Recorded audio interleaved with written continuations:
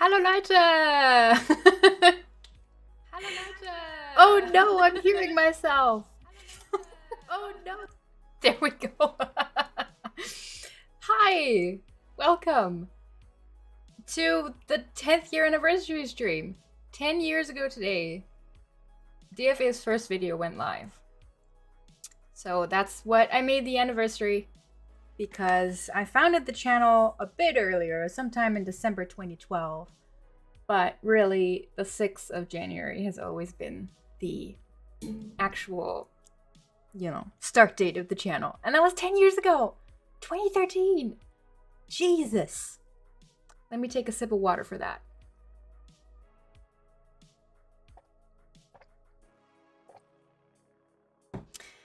I am so happy to see that there's this many people who like got the message and who are taking time out of their Friday night to be here today. What a perfect day, by the way, right? To have this happen on a Friday and not like a Wednesday or something. But nevertheless, you could be doing something else on a Friday night. So thank you very much for being here. To get some technical crap out of the way in the beginning, I'm currently filming on my usual camera that I also film non-live videos with. Thank you, and a happy new year to you too, Grob. Yeah, I'm using the DSLR for this. I only have one battery for this camera, which will undoubtedly crap out on me at some point during the stream, because currently I see this stream running for longer than the usual hour or hour and a half that I do on these streams. So we're gonna have to switch to the not so pretty webcam after a while, just so you're aware. It's probably gonna bother me more than you, but I wanted to address that. So anyway, 10 years of DFE. Man, it's been a long time. I wish I had prepared a speech for this, but honestly, there's so much that has been going on in my life recently that I haven't really, gotten around to really paying much mind to what I put on DFE. And that's going to be a big part of what I talk about today, because you might have seen it in the title. It's not clickbait. It's not some sort of like, I'm going to change the format of the streams, and so no more streams, but really still streams, I'm really making a cut here. Well, great, no mirrors. I mean, that's actually that's another thing I'm going to get to, not getting the message. But I'm glad you stumbled across the starting stream anyway. Thank you, Daniel. Happy New Year to you too. Happy to see you here. Lots of other names in the chat I've recognized. Boba is here. I've commented earlier. I'm always happy to see people return. I do see your usernames and I remember them. Also, in case you weren't aware, I'm wearing my own merch and I'm sitting on my merch. This is, well, it's not a chair, but it's a throw blanket. If you're not aware of DFE merch, it's on my website. I'm not sure if the website is currently online or not, because it's tough. It's tough maintaining an online website, tougher than you'd think, and then I thought when I first set it up. Sometimes tech doesn't work the way you want it to. Yeah, I figured. There's some sort of problem with WordPress that I have to figure out, and I'm not a programmer of any kind, so I always have to set a couple of hours aside for that sort of thing. But thanks for confirming, Xenophobe. Xenophone! I was just thinking, like, what? That's not a nice username. Xenophone, not Xenophobe. So, I wanna like talk a bit about the past 10 years. I wanna also mostly, I think, oh, I see. Hi, Lars. I mostly want to talk about what's going to be happening now. I honestly am a bit baffled and positively surprised at myself that I have kept this project going for as long as I have. 10 years is a long time for me to stick with something. I don't, it's not like I jump from things immediately, but setting something up like this is, it takes a lot of time. It takes a lot of dedication, planning, and like forethought and spontaneity. It takes up a lot of like mental capacity. And so, yeah, I didn't know where I was gonna end up when I started the channel. But I don't know. I don't think I ever spent a conscious thought on like, oh, what if I have this channel in 10 years? But I do. And it's still active-ish. It's not as active as it was in the beginning. A lot of things are, there's a lot of reasons for that. But yeah. Where am I going with that? Sometimes I have to stop my train of words to recalculate and think about what I'm even talking about. Hallo Martin or Martin. Was hast du vor, in naher Zukunft zu machen? Right, I'm gonna address what I'm up to, what I'm going to be up to and stuff in a second. Hello from a U.S. Navy Staff Sergeant in Boston. Well, hi to Boston. I can see from your username, Everything Deutsch, that you're interested in German. Glad you stumbled in here. The chat seems to be displaying kind of randomly for when it pops up on stream, but I am seeing the messages. No worries. Hi, Michael. I'm good. Also, hi, Ephemeral Wretch. I recognize that username too. Yeah, so I'm trying to think when and where I've talked about. It's a little wehmütig, yeah. Hi, Adloveit, also old school sub.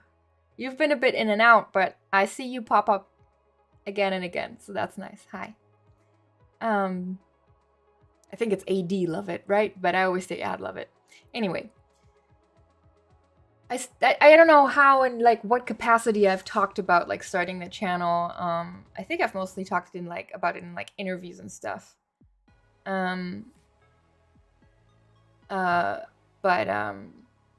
Yeah, let's just review a bit of DFE history, I think. I think that's fun for me. I hope it's interesting for you as well. Warum sprichst du heute auf Englisch? Well, honestly, DFE, and this is also part of the like starting thing. Why English? I made a video on that, I think like 3 years into having the channel. I think it was sometime in 2016. This has always been a German learning channel that is mostly conducted in English. There's good reasons to not do it in English. There's good reasons to teach a language in the language that you're teaching. But this is the format that I decided on when I started the channel. Partly because I wanted to reach more people, but also partly because I wanted to make it accessible to more people. Because you have to understand the context of language teaching was very different in the early 2010s than it is now in the early 2020s. Back then, it was still a very I think people now consider 2011 to 2013 or 14 even like the beginnings of YouTube. To me, that really wasn't the beginning anymore. I think I've mentioned this before, but I've been on YouTube since not day one, but year one. So at the time of starting DFE, to me, it already felt like I had kind of missed the early parts of YouTube. DFE is, I think, like the 4th or 5th channel I ever opened up. I never had a channel before then where I was consistently or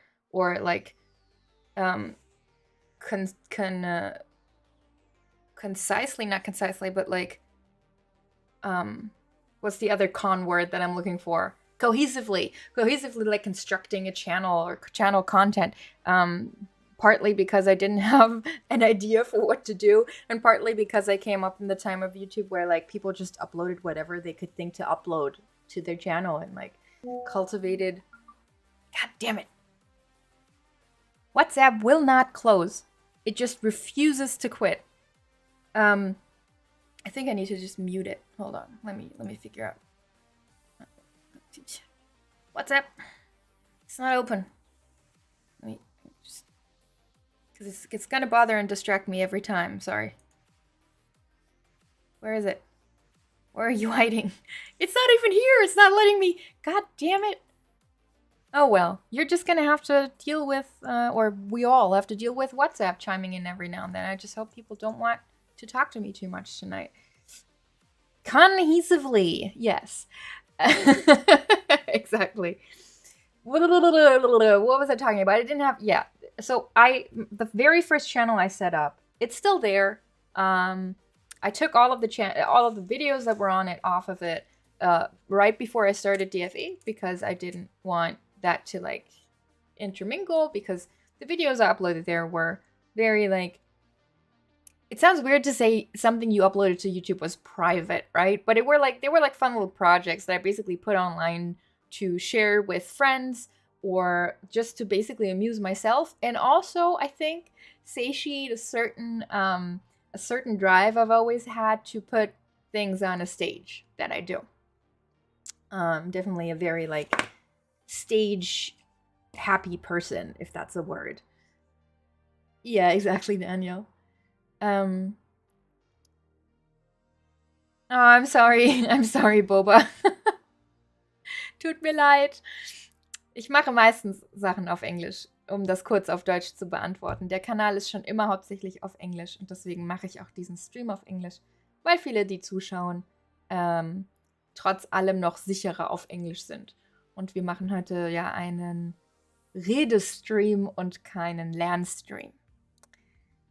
Yeah, Schauspielerin. Yeah, no, acting is another thing that definitely, I have a certain affinity to. So I took the videos of that, or I think I put them on private. I didn't delete them. But that channel is still there, and that was created, I think, in early 2006. So right at the beginning. So 2013 to me really felt like, YouTube is so old now. Everybody's doing it already, which from today's perspective seems ridiculous because 2013 was the time where normal people who didn't spend their entire free time online were just figuring out that YouTube wasn't just a collection of prank, or not even prank, like funniest home videos and cat videos and, that sort of stuff. Right? So, but to me, somebody who had been spending a lot of time on YouTube, I learned a lot of English from being on YouTube. I learned a lot of other things. Like I found a bunch of like music and shows and comedy through being on YouTube. So I'm just basically, I refer to myself as an internet native, and it might sound silly, but it kind of is. Like whenever I go to a new place, having an internet connection immediately makes me multiple times as comfortable as not having an internet connection. It feels like I'm bringing a piece of home with me. So yeah, and that was basically my background when I started DFE, together with the fact that I've always been interested in languages, and I've also always been interested in teaching, although I think I kind of denied that part for a while. I had a feeling I might want to be a teacher during school, and then I always thought, yeah, but there's so many other things you could do, and probably just want to be a teacher because that's, a job I know, which is the case for a lot of people, right? Teacher is one of the jobs that you're going to interface with and have the most idea of as a kid and teen, just because you're exposed to teachers a lot.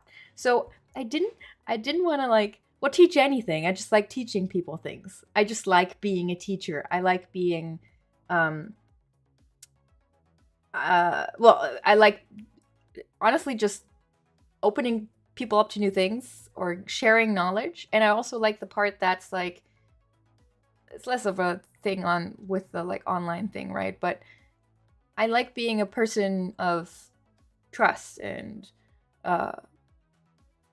somebody you can come to for, be it knowledge or for advice or like whatever it is, right? I just like that kind of role.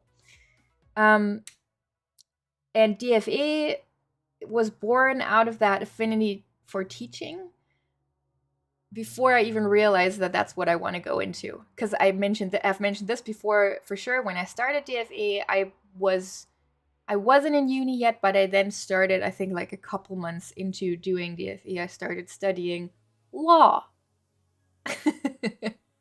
And then I found myself sitting in my law lectures, and some of the stuff I found really interesting, and then when I didn't find something interesting, I was sitting there thinking like, I think I should have gone into teaching. And so then I switched my degree the following semester, and I blame part of that on DFE. Hi, Harry. 2012? That would mean you've subscribed before I started uploading videos, but still, even if it's 2013, that's the first year. So, nice. Thanks for stopping by. Hi, Jeff. You're welcome. Thanks for reaching out. Jeff wrote me a very nice message checking if I was okay because I didn't upload anything for so long. So anyway, yeah, so then I started studying to be a teacher for English. First I started with philosophy, but then I switched to Russian, and that's what I stuck with. So we're teaching Russian and English. Also now added another subject, that being drama, and in between started political science, which I'm not going to finish. But that was also something I started doing. So yeah, and DFE kind of came out of, honestly, I should have started DFE 2 years earlier, but while I was still in school, I felt like I didn't have enough time for it. Which is kind of cute thinking about now, but, I had enough to do. I had school, and I had to prepare for my finals and stuff, for my Abitur. So I didn't start it earlier. But then, while on a trip in the US, I thought, you know what? When I get home, I'm going to do it. And I came up with a name, which was supposed to be like just a placeholder for now, because I thought Deutsch für Euch just sounded nice, and I thought, yeah, I can still come up with something better.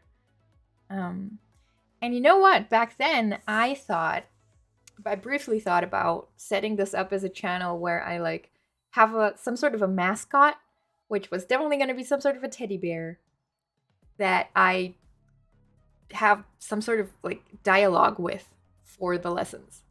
That never came to fruition, and it really turned out not to be my style, or at least not the style that I intuitively tend towards. But I remember that being an idea of having like this little thing, this little teddy bear of some sort that it's one shot of him just asking questions or calling other things into question and me like replying to it or bouncing off of that for a lesson. But that never happened. Instead, a berserk bear. Instead, I started wearing beanies, which was born out of a very silly thing, that being that I already had a habit of wearing beanies. Not religiously, not all the time, but I think a lot more than most other people, partly because my ears are very sensitive. When my ears get cold, I immediately get a headache.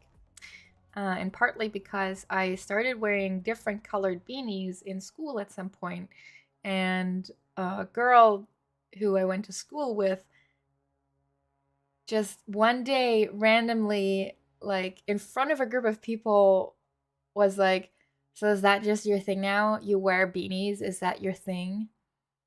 And I was like, I don't know. It's winter. It's like I'm just wearing a beanie.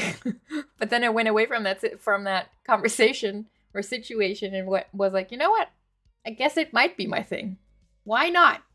And that's the whole reason why I started wearing hats, and I kind of made a fun game out of it for myself, also because at the time my idea of dressing interestingly or like in a stylishly, hatter's gonna hat and hater's gonna hate, yeah, was to have everything be one color. I always tried very hard to have my outfits be maybe not like one color, but two. So I would have one color pants, one color top, and then integrate both colors into my makeup and try to like have the color of my pants in my beanie or whatever else was on my head, but usually it was a beanie. And you can still see that in my early videos. I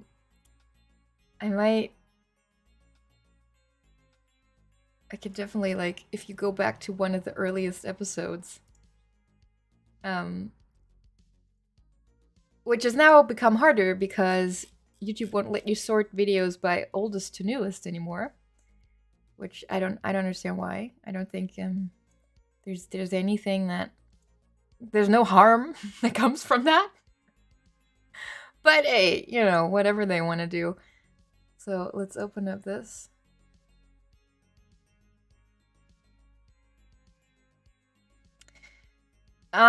Progressing in language, you know, that depends on a lot of factors. You can't decisively say no way that's possible, but 40 days, it's hard. It's hard. For the purposes of an exam, I think you can study like with enough aim to get through the exam.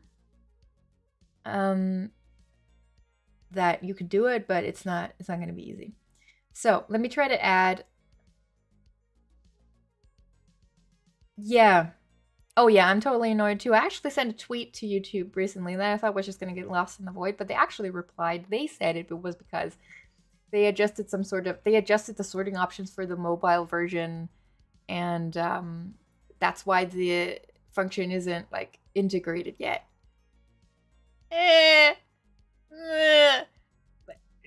But you know, let's just believe that for now and see if it comes back. I wrote a ticket about it.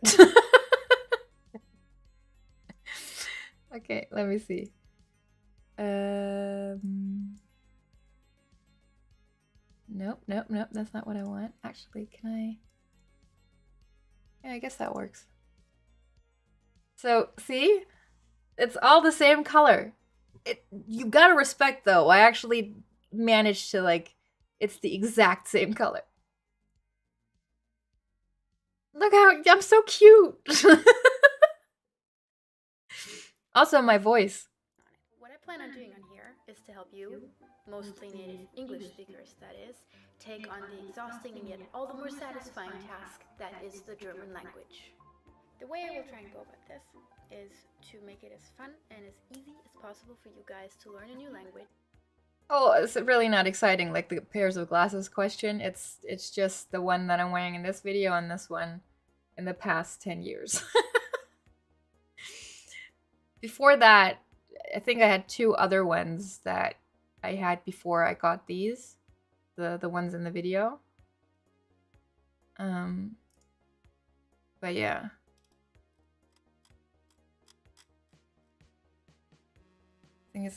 I think in this one I switched it up with a different scarf. Hallo Leute, ich bin Katja und ihr seht Deutsch für euch. Yeah, but it's still the same color. Oh god, that intro was so loud. Jesus. It stopped now, by the way, but until a few years ago, I was still getting comments about like, your intro is so loud on the older videos, which is not wrong, but I can't change it.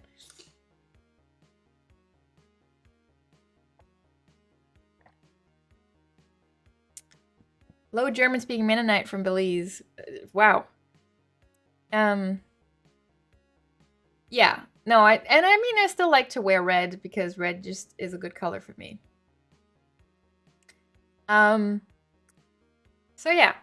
So that's how that started, and I just started making videos about like basic stuff that I thought would be helpful. I was very decided on starting with the alphabet because I thought and still think that's, you know, you want to start out right and you want to start it with the sounds. There's no point in like starting with other stuff if you don't know how to sound something out yet, right?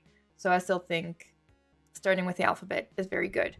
And I honestly, not to be too braggy about myself right now, but if I look back at these early videos, knowing that back then language learning resources on the internet were still very, very scarce, which I was painfully aware of as somebody who was very interested in learning, like teaching myself languages, I had some very good ideas about how to structure like where to start, where to go to, what to focus on first, when to bring in grammar, what kind of grammar to go through, what sources to draw on. I like the earliest episodes I did by looking into like taking the grammar part of the Duden and just going through that. I also constructed some genuinely pretty good like rundowns of concepts that I so far haven't found somewhere else. Like the plural. German plurals are very complicated, which I didn't wasn't aware of until I wanted to make a video on it. So then I sat there with the table that's in the Duden without much of like, okay, here is the system. It's literally just a list of this is how this makes a plural. This is how that makes a plural. So I then sat there for a few hours and like sorted that into categories and like how to best, do that. I also am very sure that at the time when I uploaded my videos on syntax, there was no other resource that provided the explanation. I have lived in Russia, yes, for half a year. That used the so-called Satzklammer-Modell, sentence bracket model. Now, this is not something I came up with. This is just something that is part of linguistic theory in German, but you don't learn about it as a learner because it technically is relatively complicated, and it might seem superficially more like easy to learn a simplified version of it, but I have always believed and still believe this depends on your learning type, etc., etc. Same things I've always said, whatever. My channel isn't for everyone, just like any other resource. That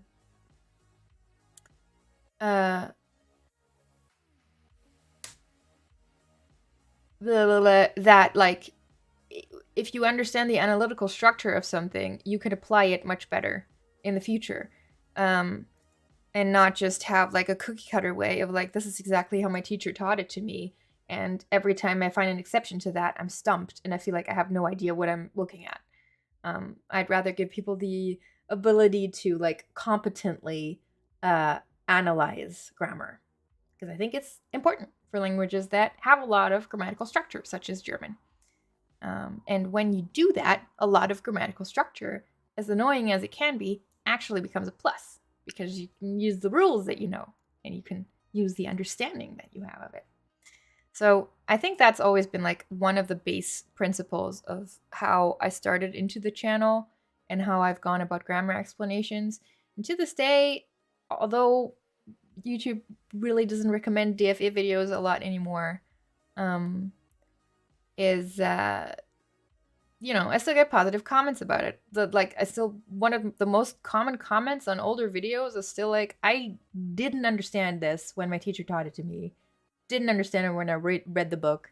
Then I watched the video and now I get it. That is still one of the most rewarding kind of comments I can get.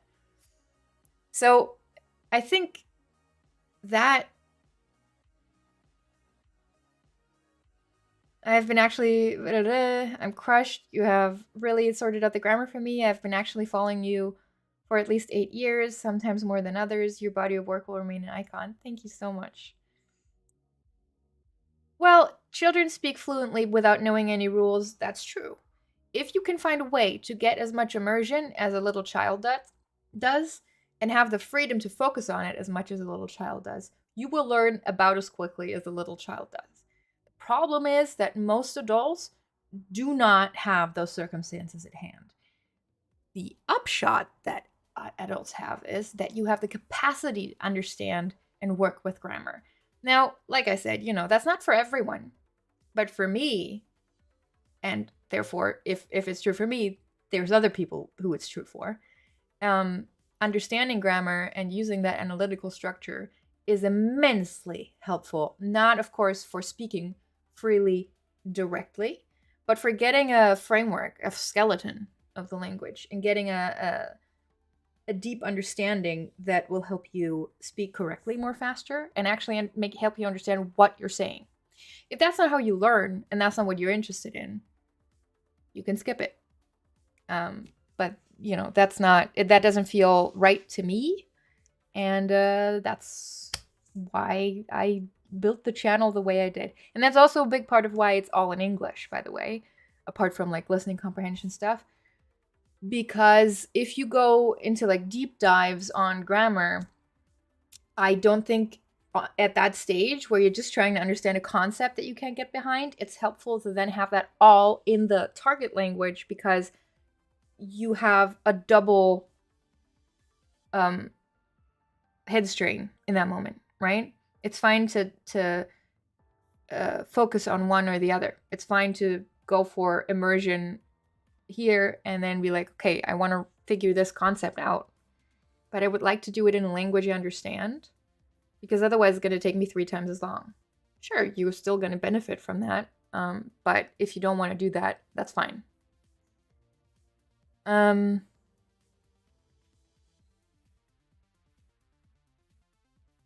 Trust me, knowing grammar is super important. I can read at C1 level, but still make A2 mistakes when speaking. You practice different things by doing different things, right? That's exactly it. If you want to learn to speak, you need to speak. That's grammar is only going to help with that. Very little. But you can use grammar to help with writing and reading. And writing and reading will supplement speaking. But at the end of the day, if you want to speak, you need to listen and speak. And if you want to write, you need to read and write. If you only want to understand and read, that's a lot easier. You will learn that a lot quicker than speaking. That's also normal.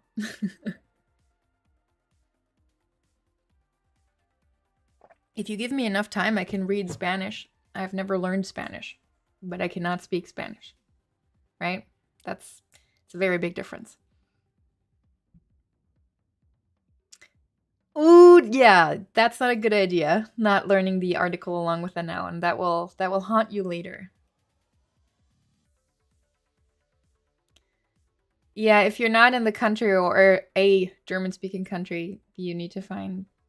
It's probably your best bet to like find someone you can do a tandem with online somehow. So, I already like touched on this a minute ago when I said like people don't watch my videos much anymore. This is kind of where we get into the nitty-gritty of the part that is not that nice to talk about, but part of the reason I'm doing this stream today. So I think I should stop stalling and just kind of get into that. So I stated in the title and also stated up top that this is goodbye. And it's not goodbye in the drastic way of like, there's something in my life that causes me to have to shut the channel down, delete all the videos, never show my face online again. It's not quite that. But I am fully expecting to be gone from, at the very least, DFE for a while.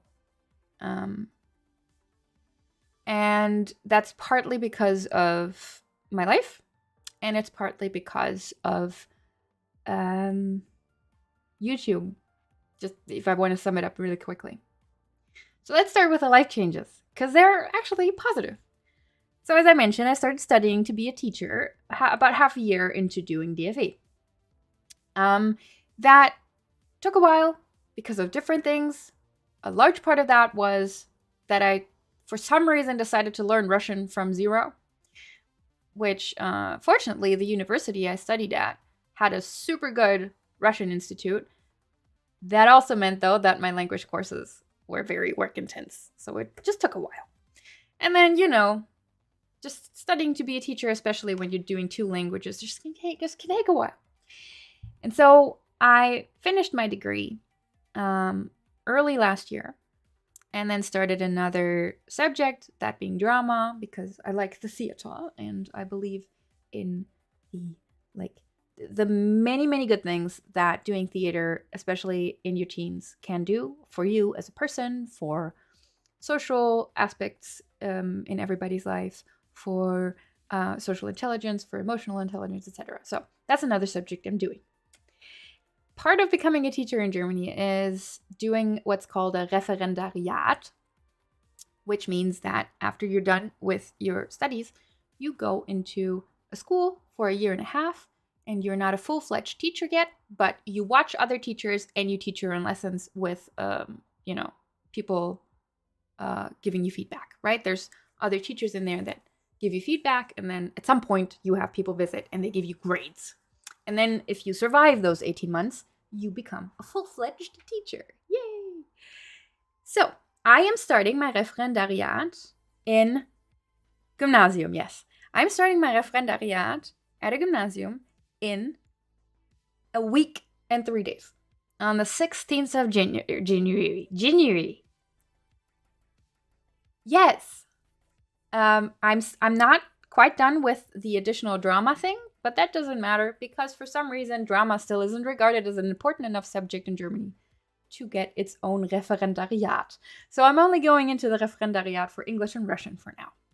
Only. Two subjects is plenty. So, Frau Katja, exactly. The students are going to be addressing me by my last name, of course, but yes, exactly. Thank you very much, Sunflower. What a nice name. Yes. I didn't have a spot on the first rounds of them giving out spots, which, if I may say so, was rather weird because there were a lot of spots and my grades were really good. But turns out there's only one spot for Russian. They're only making one person a Russian teacher within the next 18 months. And that's me. But somebody else had that spot first, so they declined me. Because you can't do one subject first and then do the other one, so they just declined me the whole thing.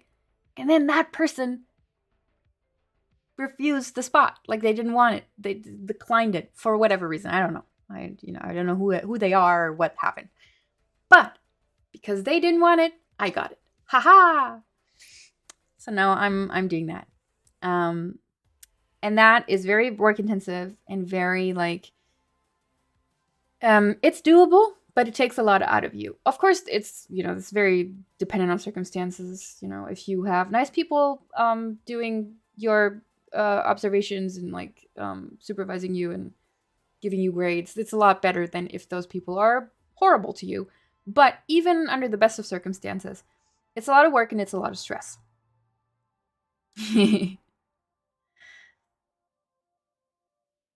And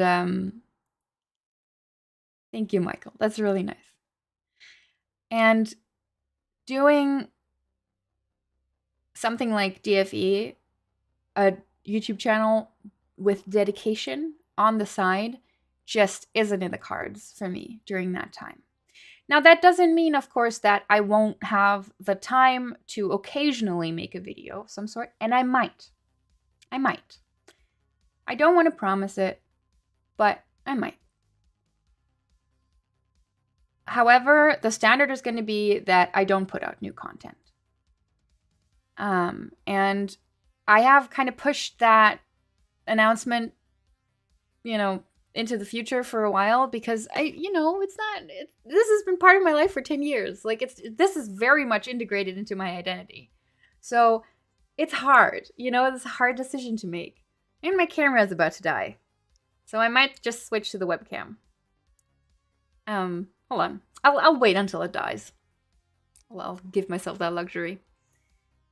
So yeah, basically the long and short of it is I'm just not going to have the time, at least right now. I don't think I'm going to have the time, and I don't want to put that responsibility on me for now because it's really, really important that I start this thing out right.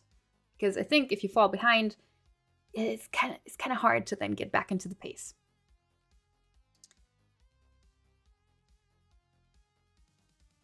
Thank you so much, Rodrigo. That is such a nice thing to say. Thank you. I used to have multiple other names, but I've been following you for 9 years now. Aw, there's so many old-time DFA people here. Honestly, you know what? I will take that compliment, Rodrigo. And you know what? I also think, I also agree. I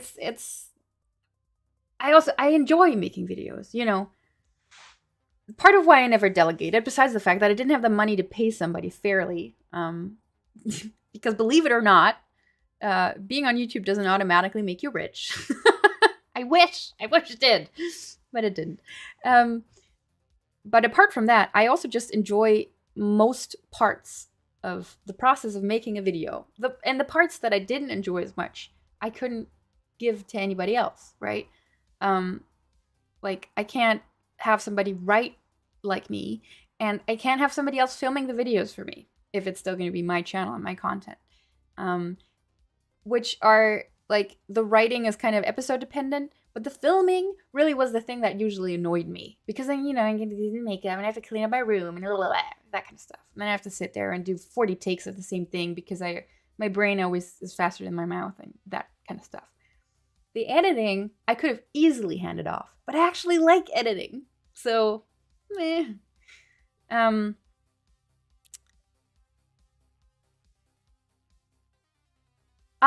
What about Marcus? That's so nice to ask of you, Bob.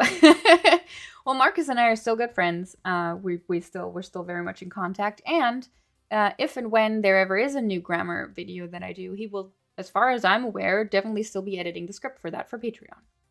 So, but he, you know, he also isn't my employee. He just happens to be a graphics guy, and he has a steady job, thankfully. And because he's my friend, he did the script editing and stuff whenever I needed it, and the subtitles whenever I needed it. On I wasn't aware I had the alerts on for this, but hey, we just got a new subscriber. For, like, you know, for a small commission I can actually afford. So, yeah. So the referendariat is one thing. The other thing is I'm actually moving out. You can't see it much from what's behind me, but if I move, hold on. Can I just, if I move my camera, you can see that. No, you can't. Whatever. Then you can't see it. But trust and believe when I say, I'm in the process of moving out of this apartment. Yeah, I'm moving again. I honestly didn't think I would be living in this room as long as I have. But it's time to move. It's also time to renovate a house, which is very exciting. So that's another thing that has to happen, which also means that for the time being, I won't have a stable place to film in. So the fact that I'm sitting here still is partly because I wanted to do this stream and I wanted to, like, keep the option open to, like, make 1 or 2 last videos before I go. And have a place to film that, because right now I don't have a spot that's gonna, like, be appropriate, like, you know, look good on camera, basically. So that's gonna take a while too. So I think that's the relevant life changes. No, nothing catastrophic at all. King Beauregard. Well, thank you, but I'm not talking about me. It's the background. I will look as good or trashy as I look on that day. Hi, Barat. Oh, look, it's a confirmed channel. Thank you for your videos, Katya. Your videos helped many to make sense of German better, including me when I was learning to. All the best. Thank you so much. Thank you for making the effort in writing that. Nothing catastrophic. You got it. Following the channel since 2014. I watch the videos when I need to study, so I never write something. Well, congratulations for becoming a teacher. Well, thank you. And I think that's true for a lot of people, even a lot of regular watchers, because, I mean, learning content isn't necessarily something you want to contribute something to, right? Oh, there goes my camera. Hold on a minute.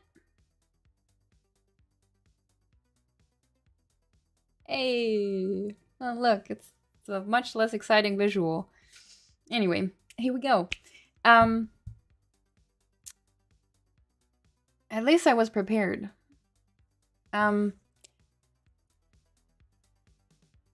was I talking about? God, I lose my train of thought so quickly. It's unbelievable.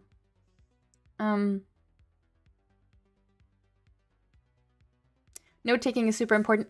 And to get back to the whole like what my videos are like, I think people in the comments mention that again and again, and I think a lot of people use my videos exactly like that. They just go through the thing, pause, take notes, review them later, rewatch the video. And I think that's a good way to go through a lot of, especially the very like the grammar videos in which I cover a lot. And there's some videos that are really like tight with information. I also know that there's a bunch of teachers who have used my videos.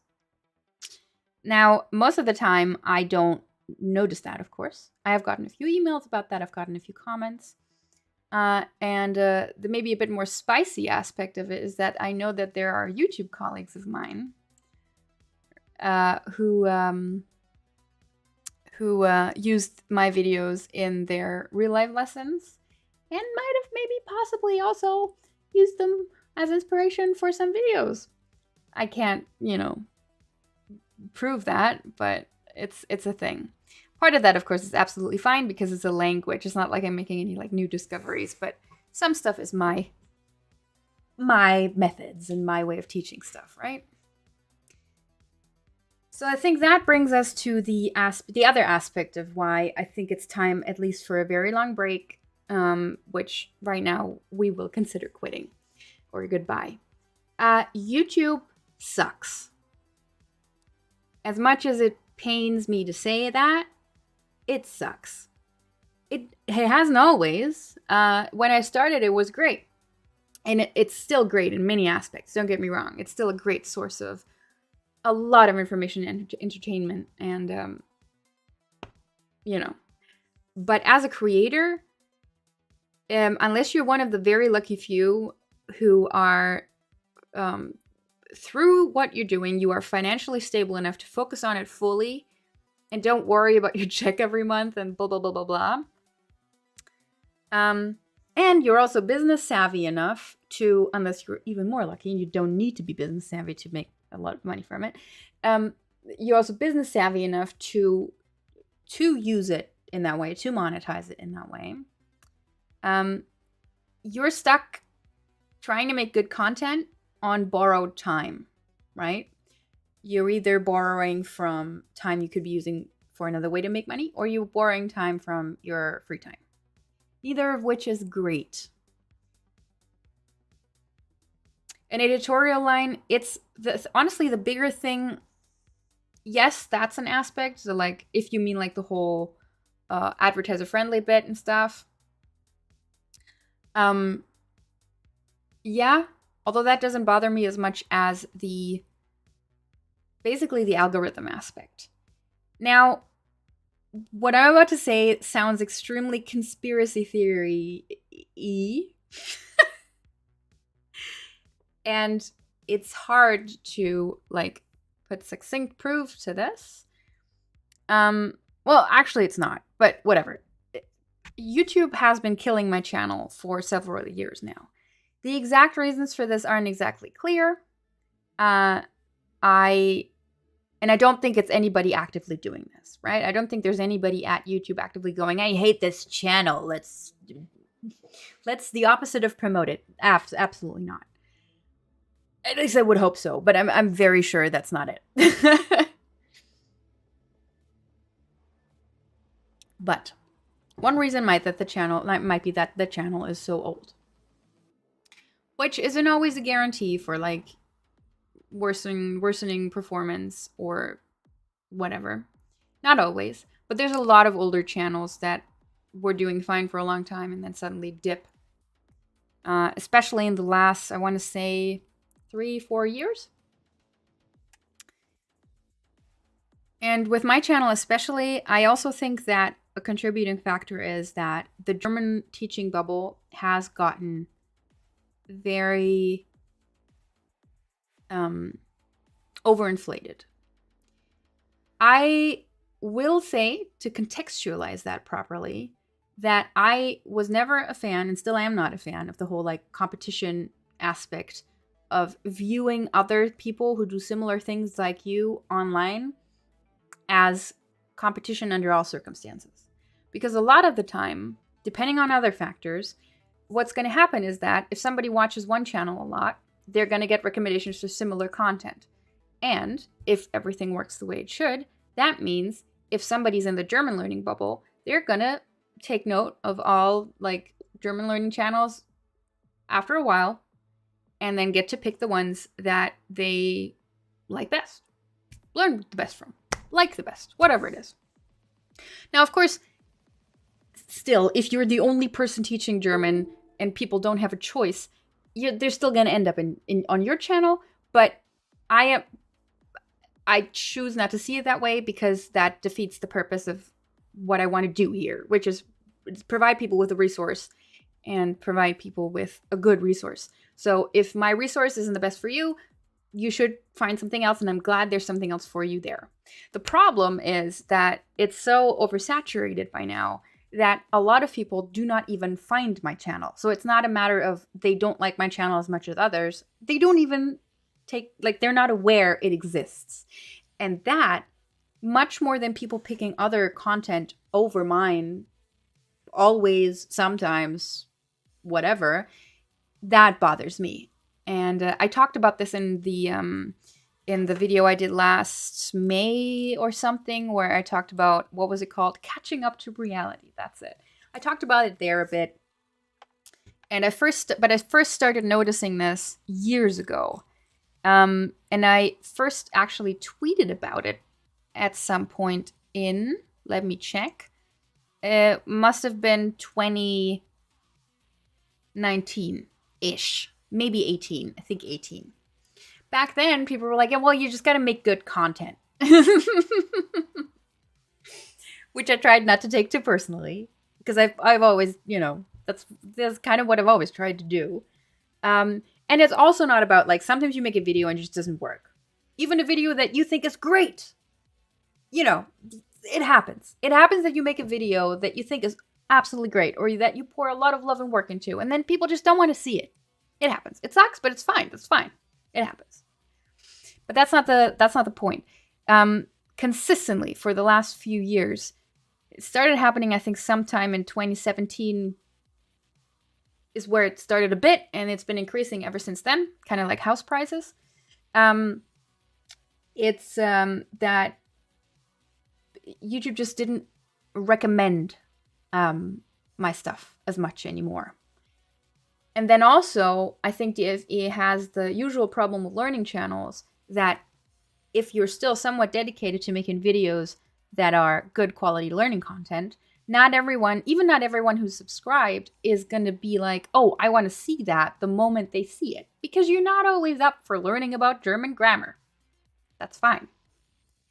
But then even the videos that were more casual, more about like stuff that you can definitely watch on the side if you're generally interested in learning German or German culture, even those started dropping off. Then I would think, okay, maybe people do come to my channel more for grammar stuff. So I would upload another grammar video and that would perform worse. So I would come up with a different format and I'd upload something like that. And I'd give it a video, 2 videos, 3 videos, and it would perform worse than the usual stuff. So I'd go back to the usual stuff and it would keep dropping. And I don't even think that's owed to like a majority of people just generally thinking, oh, I'm over her, or I'm blah, blah, blah, blah. Of course, people unsubscribe and stuff, but And I'm fairly confident in that, partly because in the 10 years that DFE has been up, and despite the struggles I've had with views compared to the following I have, theoretically, despite all of that, DFE has not had a single month in its history where subscription count has dropped.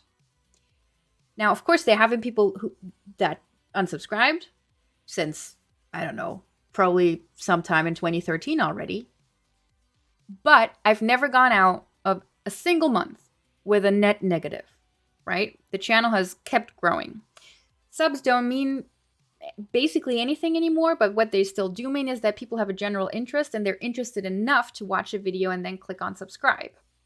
So what I'm reading from that is that there's not a general disinterest in either learning German, well, that's obvious, but also not in this channel specifically.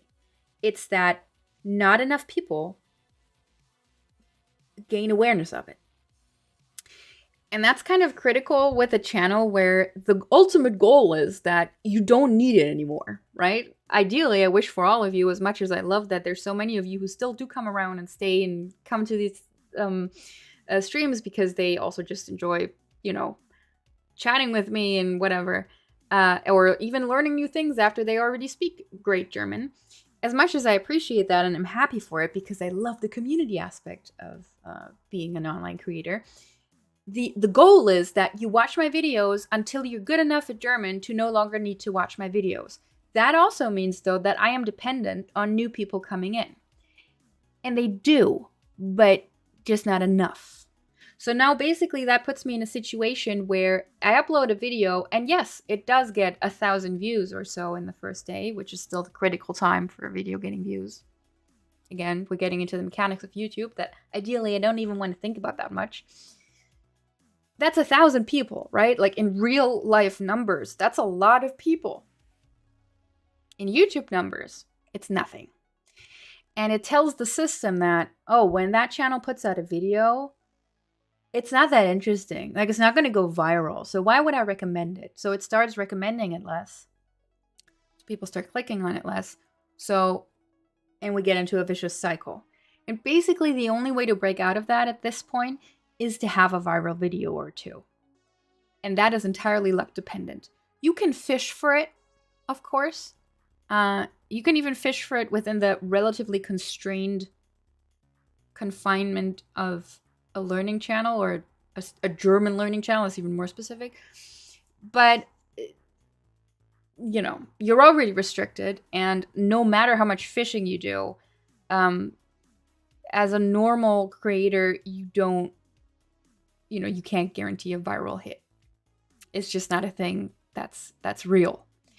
If it was, I'm sure that being in a non-exploitative channel network, would have helped me figure that trick out, because they have data about YouTube and other channels that a single creator just doesn't have. So that's the thing. I even had help.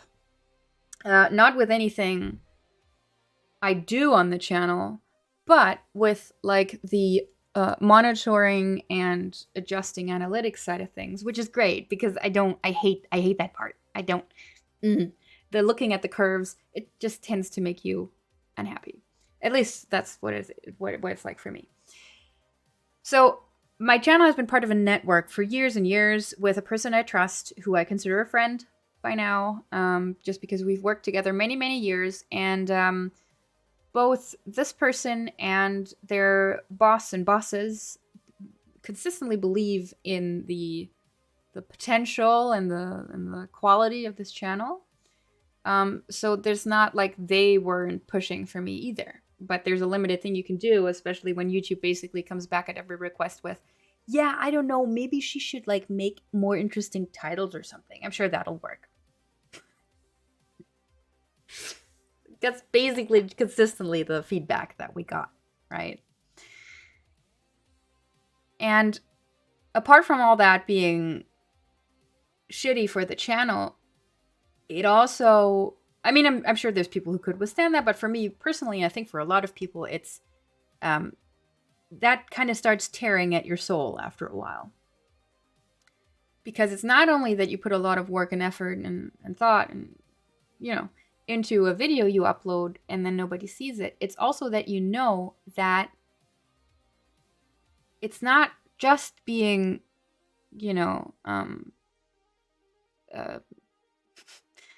it's not, the view count isn't as much because it's just not a good video. It's not as good as you thought it was, which might still be the case sometimes. But it's because people aren't getting the opportunity to click on it. And that extending to, this is a well-known problem, subscribers even. Sometimes YouTube decides that you don't watch a channel consistently enough for, to still get recommendations in your sub box. I'm going to get back to chat in a minute, by the way. I see there's a lot of messages popping off, but I would rather deal with those, reply to those one after another instead of getting lost and sidetracked in that. So basically the gist of it is YouTube or rather YouTube's AI, which they don't tamper with too much themselves unless they notice a way to exploit it too hard. Exactly because if you have too much knowledge about how it works, it's very easy to then exploit it. So this AI has just learned to dismiss Deutsch für Euch. And without a miracle, for years, it's been clear that this, well that it fell into was absolutely inescapable for the channel with normal means. Meaning, I had to basically hope that some video was going to take off somehow. Be that by it being shared by somebody with a big platform or just organically going viral. None did.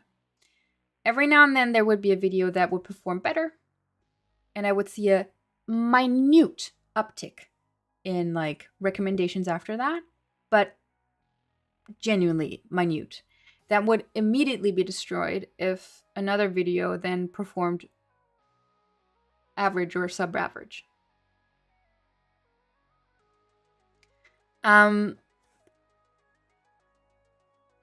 So, all of that is very frustrating and is absolutely no problem when you're doing this as a hobby if you can withstand the mental, emotional pressure of it.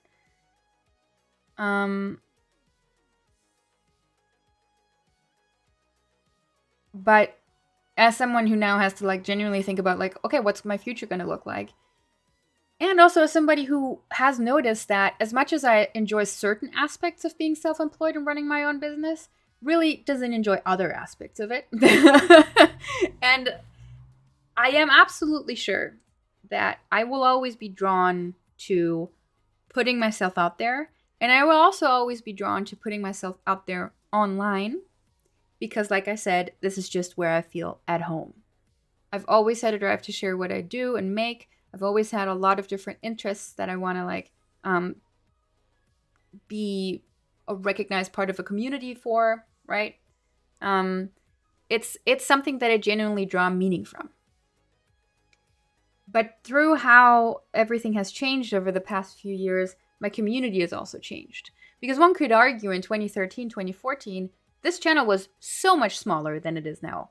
But it was doing a lot better numbers compared to how small it was. That's one thing. And the other thing was the community was very different. Because back then it was a much more cohesive field still of people who spend a lot of time online.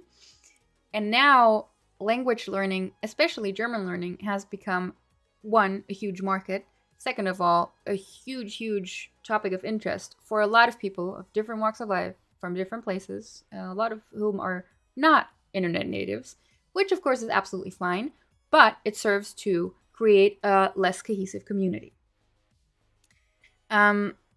Which then, just because of me being who I am, makes it a less, it reduces the draw for me. Because obviously it's great that I've been able to make money from this. And I said before, this hasn't made me rich, and it hasn't. But I've always said, and it's true, that this has made me enough money to not have to do something else during my studies, right? And I didn't. And there were some years where I had a very good income for being a student. It's a measly income for somebody who's no longer a student, especially without sponsorships. Sponsorships are another part I hate. As much as I enjoyed working with certain companies, they want their money's worth, obviously. And acquiring new sponsors is a whole deal of having to go through multiple emails and video calls and then haggling of what am I going to get and what is fair and whatever. And then how does it perform and whatever. So I have an additional anxiety on top of my own performance thing that then I have to, make sure it performs well for my sponsor. You have to watch out that you don't get ripped off. I personally really always only wanted to promote things that fit with the channel. I'm not going to try to sell you a gaming chair, whatever it is, right? So all of those are things that have absolutely nothing to do with my content, but have to do with everything around it. The same is true for social media. I never wanted to have an Instagram. I will say I've warmed up to it, But all I really originally wanted to do was make videos online at the pace that I decided for myself about learning German with as high a quality as I possibly could. I then discovered the wonders of Patreon, which I am still incredibly thankful for. But once money starts being a regular factor and not just like pocket money thing, well, for some people, I guess priorities shift as well. And I won't deny that there were months where priorities were shifted for me too, just because I needed to pay for my groceries. But I think I hold myself to ideals more than some other people. But for allem, but most of all, it's not so much shifting priorities, it's shifting loyalties, or like, not loyalties, what do you say? Responsibilities, I guess, right? It's no longer just your responsibility to put out a video when you can.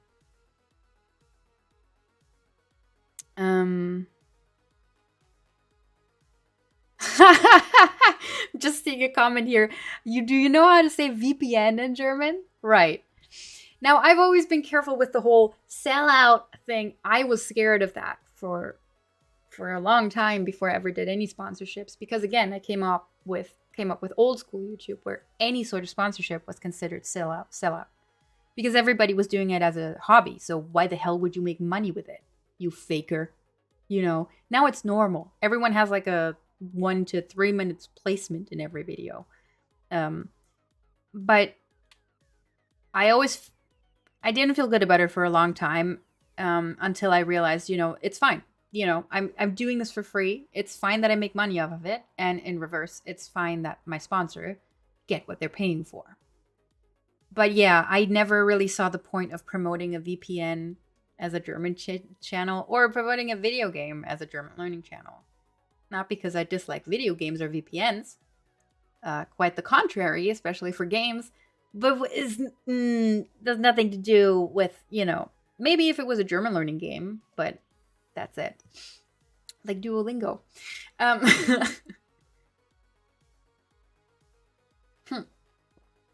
think if I ever promote crypto, if I ever promote crypto, I will wake up the next morning from that whatever mental haze I was in to do that, and delete the entire channel out of shame. So that's definitely not going to happen. But it's like, let me get on a tiny soapbox, just apart from the fact that the way VPNs are usually promoted is so wrong. VPNs don't make anything safer. Like, in case that message hasn't reached somebody who's currently in this chat, VPNs are not protecting you from anything. They're great for watching Netflix from Brazil. That's what they're good for. So yeah, if you do illegal stuff on a VPN, you're still trackable. It's just 2 more steps of tracking. Anyway, that was the soapbox. Getting back to topic. I'm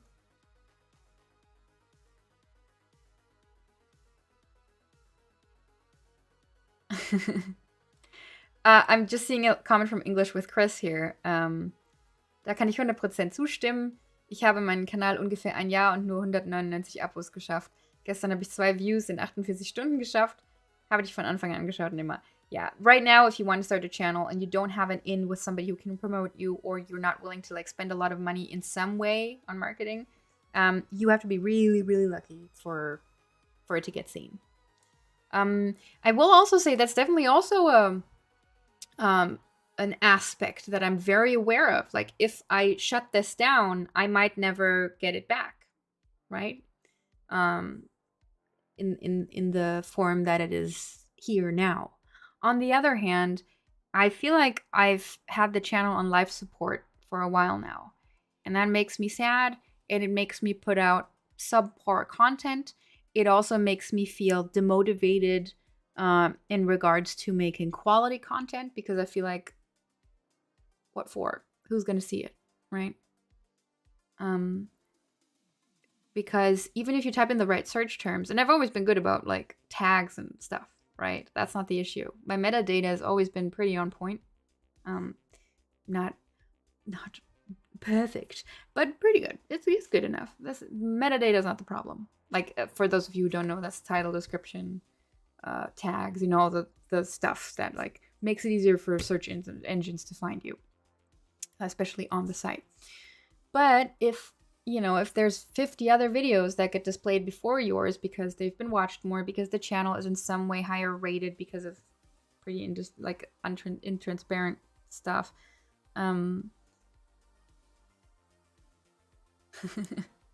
oh yeah, please put likes on this live stream. I will say a part of it is my fault. I had like 6 months in 2016 where there was a lot of stuff in my life that needed sorting out, and I just really didn't have the wherewithal to make videos.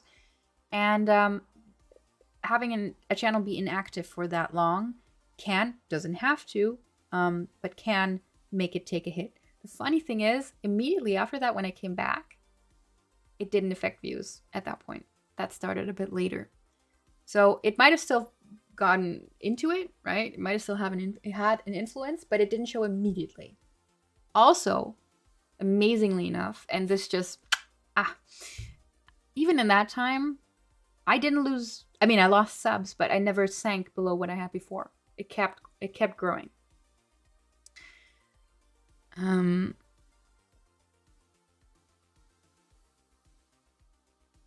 I see Christian Poveda mentioning Nebula. Nebula is a great concept. And I follow a lot of people who are part of Nebula. I don't think you can apply to become a creator with them. I'm not sure. I think they have to contact you. But they have to be able to make money off of you, obviously. Or like the platform needs to profit off of you, right? So I think that works mostly through them taking a cut of your sponsorship money. But I'm not sure at the views that I'm making right now, they would even want DFE. That might be an avenue for the future. Right now, that's also not in the cards, because right now I'm not planning on making content. So I'd just be screwing them over if they say yes. If I was already in, it would probably be a different story. So yeah, this is definitely bittersweet. Me taking a long break, possibly shutting it down forever, doesn't take away from the fact that I've been doing this for 10 years, and I think I've been doing it well despite hiccups and despite a few videos that I'm not super proud of compared to other ones. But I don't think I ever like sold out fully or embarrassed myself or something. Like I always still wanted to make things that I wouldn't cringe when I think about or see again, And I honestly think there's a lot of people who make way lower quality content and are a lot more successful with it. So that's really not what anything depends on.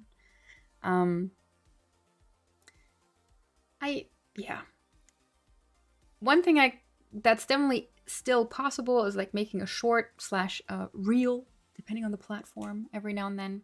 And I'm not saying I'm not going to do that, because it's a good option. It's quick, and it can be made fun. It can be made informative and all sorts of things. But we'll see. Right now, actually, hold on. Let me take out the battery for my DSLR, so we maybe have a chance of getting a better image again at some point. What is that thing?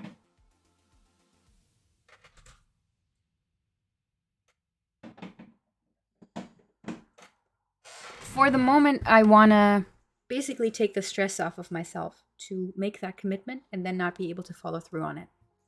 Much more than saying there's definitely absolutely no way I could, whatever.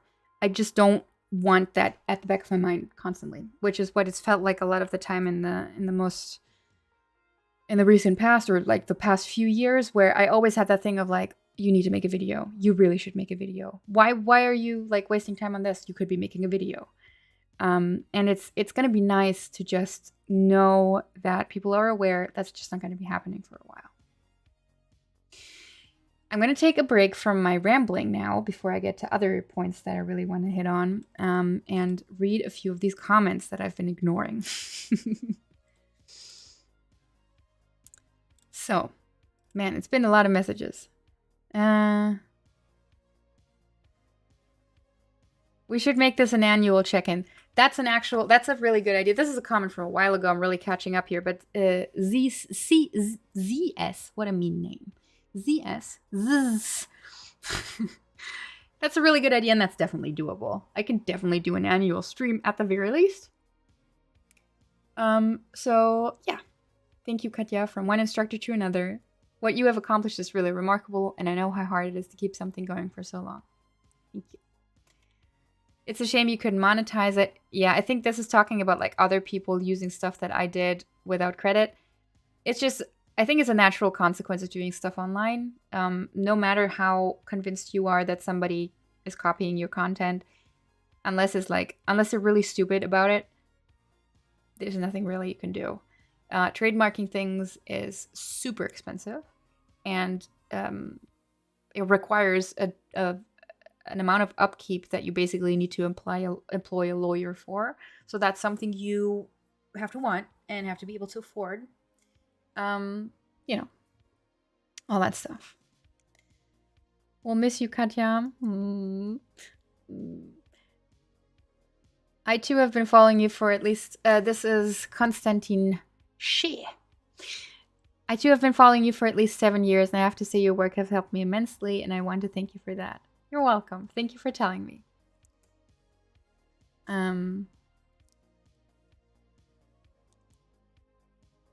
ZS again. As is often the case, those who do it best, in this case teaching a language, don't have time to do the marketing and business side of this, because then they wouldn't be good at the first thing and just good at the business and marketing and being a promoter thing. Right. At the very least, running a successful channel, unless you're incredibly lucky and everything you put out is just, goes viral immediately, is really at least a two-person job. At the very least, is a job for somebody who makes the content and for somebody who does everything else. And like I said, I've had help with some of that stuff from my network, but not everything. And, a channel manager usually has a bunch of channels that they have to take care of. And they're not wizards either. And apart from that, all the social media and replying to comments and all that stuff, that still rests with me. Yeah. So yeah, definitely. And also coming up with like strategies. And by the way, that's something that already feels icky to me, like strategizing about like, okay, what works right now? Let's make a video like this. Or like seeing a format that works really well and just jumping on that bandwagoning in the hopes of just like scraping off some of the viral views and stuff. It's not like that's wrong. It's just that's a part of online content. But to me, who puts a lot of like value into being original and not necessarily even unique, but like contributing something that people don't already have out of 6 other sources, be that by having a different method of teaching something or by offering a different perspective on something. It's just not something that comes naturally to me to just be like, okay, I'm just going to copy this format because it works. So it might just work for me too. YouTube is extremely top heavy. The algorithm has no reasonable metrics for quality, only the number of views / likes as a way to suggest. Yeah, absolutely. It's a performance thing. And it's, it's been years in the making, and this is by now quite reliably how it works for a lot of things. But at the end of the day, it's a stupid machine. Or let's say for a machine, it's incredibly smart. But if something falls through the cracks, it falls through the cracks. Not everything that doesn't get seen is bad. It just means that it didn't hit the right numbers at the right time, basically. Swedish Finn Polymath. That wasn't at me. Exactly, I think is a side of algorithms. DFE was a sad casualty of that. Yep, I think so too. And you know what? can I be like hurting my pride for a second? Like as rational as I can talk about all these things. I hate it. I hate it so much. I made a good channel and I was the first person to like do it in the way that I did it. Not the first German learning channel. Even putting aside like I'm not counting the 2 corporate channels or whatever that were around at the time because there's no soul behind that. No hate to the presenters of those, but like, it's not YouTube, right? It's just using YouTube as a platform. And also not counting the people who like put up a couple of fun little tidbit German learning videos and way earlier, like Speedy Con Kiwi, which I think was the first semblance of German learning videos I ever saw on YouTube. A German YouTuber who just like did, I think, like 5-ish videos on teaching German, like counting to 10 and saying hi, that kind of stuff. But besides that, the people who were around were Herr Antrim, Levi Antrim, who has been going strong, and I think somebody mentioned him in chat at some point. He doesn't have a lot of pizzazz, and I get how you could find it boring, but he's a friggin' pro, and he's good, and he's a good like force. He's a good force in this overall very toxic influencer culture. Like I first of all, he's a really, really nice and good person. I also really just respect him. I have no idea how he does everything he does. Having a family, being a full-time school teacher, and then also putting out content regularly. That is good and structured and well thought out. And also having a genuine interest in pulling together the community and providing people with the best resources, regardless of whether it conflicts with them watching his stuff or not. And never getting discouraged, because for some reason, he is just able to focus on what he found important in the first place, which is putting out content. And whoever sees it, and whatever opportunity comes along will come along. But the main thing is we keep putting out content. And I'm just going to do it in the style that I know how, because that's my style. Deal with it. And I don't know that this is his exact way of thinking, but that's how it translates to me. And I really respect that. So to me, even though he doesn't get nearly as much credit as he should, and he's still numbers-wise a relatively small channel, I don't want to take it away from him that he was around before me, and he was doing it with a certain like intent that was certainly not as savvy in like the YouTube side of things as I was, because I'm a YouTube native. But for teaching, so yeah, if you don't know Mr. or Herr Antrim yet, consider his channel. Thank you, Jonathan. I don't think I'll ever run out of goals. So that's a good thing. But aside from him, and then also Dominic Get Germanized, who is also one of my friends, but who, when I started, had a channel, an active channel for several years, but wasn't focusing on teaching German yet. He talked about, sometimes he talked about German language, he talked about German culture, he talked about this and that, but he didn't, his outset was a lot different than mine, which I'm not dissing. Because I think it's a great channel, and he's struggling in similar ways as I am, and he doesn't deserve it either. But when I started doing this, I was the OG at what I'm doing, and I stayed good at it. And now nobody knows about it anymore, and I hate that. So I just needed to blast off steam about that for a moment. Or you know what? I think people do know it, but I don't get credit for it. Right? I never see any of, even the people who have told me personally, yo, you were a great inspiration for me to build up my own channel. I used to use your videos, etc. Never once have I seen them give me credit or gotten any sort of message from somebody that said like, hey, I was sent here by XYZ. I might have just missed something there. So please let me know if I'm mistaken in that perception. But I am a bit bitter about that. I'm not above admitting to that. So, is your DFE blanket for sale? Asking for a friend. It is. Once my website is no longer broken, you can buy this blanket at deutschfüreuch.com. It's linked in the description. You can also buy this t-shirt. As you see, it's the same heart. But as I hinted on, or like touched on earlier in the stream, it's the website's currently down because WordPress has some sort of problem. So I need to figure that out. But yes, it is for sale. It's also very soft. Oh man, this is sad. I only recently subbed. Oh no. And I didn't have a lot of time to watch them. Well, the good thing is the videos stay up, with one little exception that I'll get to in a second.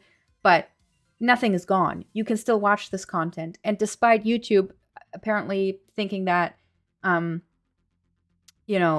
only sort of good content is the content that's valid for 2 months. This channel, German isn't going to change that much within any of our lifetimes. So for the next few decades, all of my videos are still watchable. So that's one thing. The top money channels are those for kids. Yeah, that's another thing.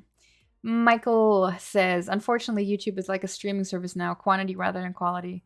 Yeah, kind of. Because that's what makes the monies. YouTube wants channels that deliver content on a regular basis. It doesn't matter what the quality is like. They want regular content, so YouTube can deliver those ads. The funny thing is, for a while, I just tried out posting a lot of shorts. And it turns out that if I posted more than, I think, 2 shorts a week, my views started going down. I'm cursed. No matter what I did. The next time I looked at my analytics, it was like, your video performed worse than the last. Congrats. It sucks, man. Nomura says, quality is a very hard thing to measure. However, the suggestion algorithm needs to randomly suggest lower visited content to test if people will like it. You know what? I will say one thing. I don't know if anybody if any of you have had this happen, but recently, every now and then, within the top 3 recs of videos, I get some random video that I can't place. I'm sure it's like somehow content-wise connected to what I've watched before, but I get recommendations that have like somewhere between 100 and maybe 1,000 views. And I think that's really interesting, and I think it's a really good idea. And they must have implemented that somehow, because that definitely wasn't there a few months ago. Maybe they're trying it out. Maybe it'll be gone soon. Maybe it's just a freak accident of how the algorithm is working for me lately. I doubt it, though. So if they're doing that, good on them. I think Outlove says, I think a large factor was YouTube changing the mechanics of the subscribe button with that infernal notification bell. Yes! And doesn't it feel so cringy when somebody says, like, can you please subscribe, and also click the bell, and also click the bell twice so you make sure. It sucks even more to have to do that.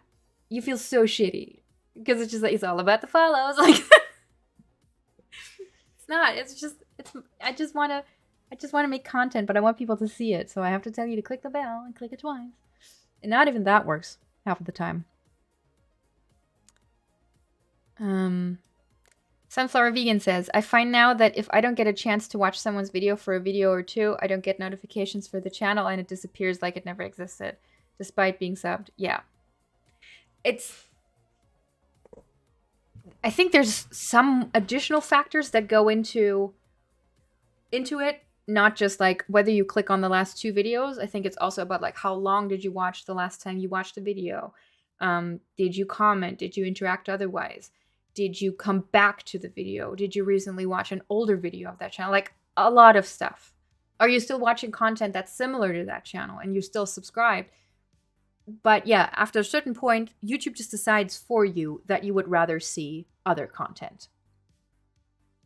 Did I just get a dono? Thank you so much.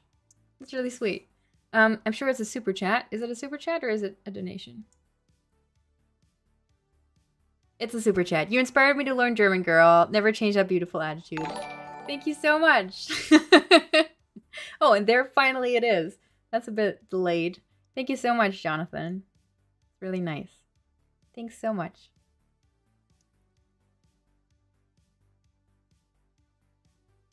Oh, Bob, here's your comment. So now I will be stuck with Herr Antrim, who is technically excellent, but so freaking boring. I addressed this just now. I get where you're coming from, but yeah. He's good. His content is really good.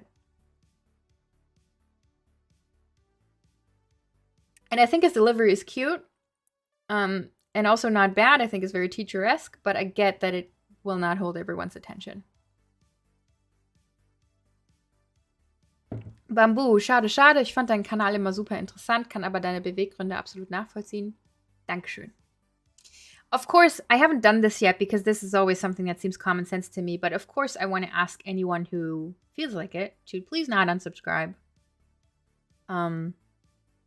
First of all, I don't think a channel that doesn't upload does any harm in your sub box, but also I might upload something in the future, and it's, you know, it's at least a little bit of like the channel isn't full dead, even if that seems meaningless. It's not meaningless to me. Michael, these are the main reasons why I haven't started a YouTube channel. Thank you for sharing, Katya. It must be heartbreaking that you spent, what, 20 plus hours on a video for little recognition. Yeah, on some videos it was that much. I think I used to say like averaging about 10 hours per video. Depends on how research intense it was and stuff though. Plus, add to that, videos that had sponsors, I also had to like put work into making the sponsor message right? That sort of stuff. Yeah, it's definitely very demotivating. And you know what? I don't even want to go viral. Going viral sucks. It washes in a lot of people who dip in and go and potentially leave a lot of very mean comments because they don't care about you or your content. It's not representative of, like, of course people will stick, but not nearly as much as will come in. So like constant organic growth is a lot better. And like I said, the funny thing is like subways, that organic growth is there, but it needs to be there in the views. Rodrigo, living in a time when internet seems to reward clickbait and short attention span, serious and committed content suffers. Yeah, I think the clickbait has gotten better. I think we have passed the like peak times of clickbait because people got woke to that basically. But the short attention span thing is getting worse and worse, especially now with like short content. And it's not so much that I think all types of short content are bad. For sure, no. There's a lot of trash, but there's a lot of trash longer content too. So, but try to meaningfully teach somebody something within a minute. Just try it. Like, apart from, like, I'm not saying you can't learn anything within a minute, obviously, but it's more like stuff you can share at a party, or the stuff where you might be inspired to like look into it more afterwards. But if everything is 1 minute, how are you going to learn something? Yeah. Also, Deutsch für Euch is about learning the German language, so it has finite content. That's also true. That's something I've tried to mitigate, among other things, with the streaming, because there, you know, I can pick up questions that are more specific, like specific little things that I don't think to make a lesson about because it didn't occur to me as a topic. Apart from that, and I think this is something that I'm a bit regretful on. Not that I'm shutting the door completely, but for now it's cut off. One of the big goals here was to make a complete grammar, like a comprehensive grammar library. And I think I have succeeded in doing a large part of that. But there are some topics that are missing still. I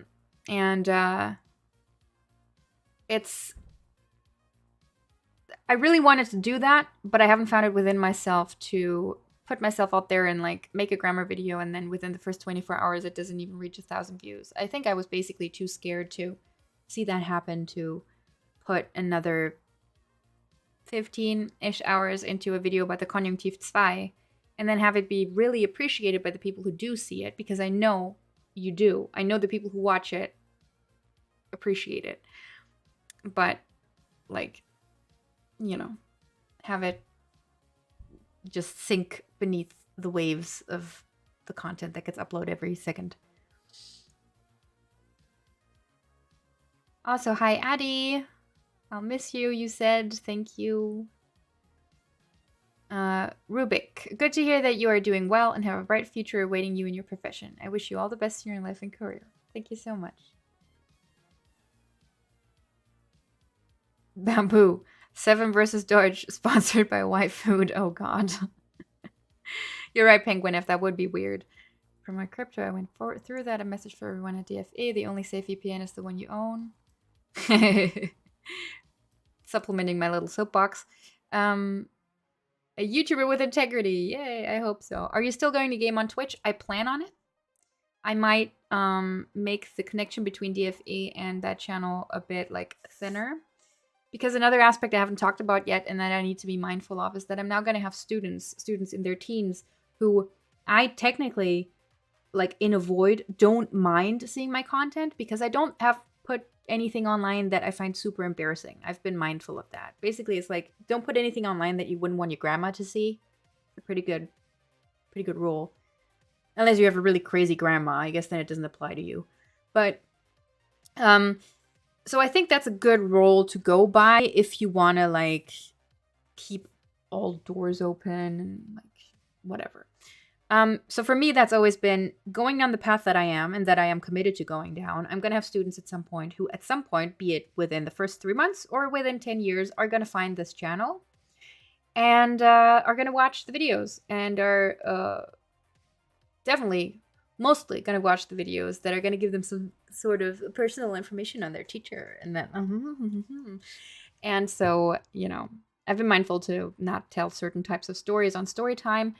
This is also something I need to mention. For the time being, I am taking the Storytime episodes not offline, but I'm setting them to private exactly for this reason.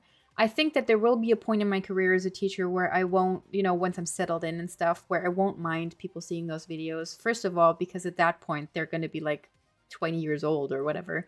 And also because I'm not in that much of a vulnerable position as I will be now as a referendar.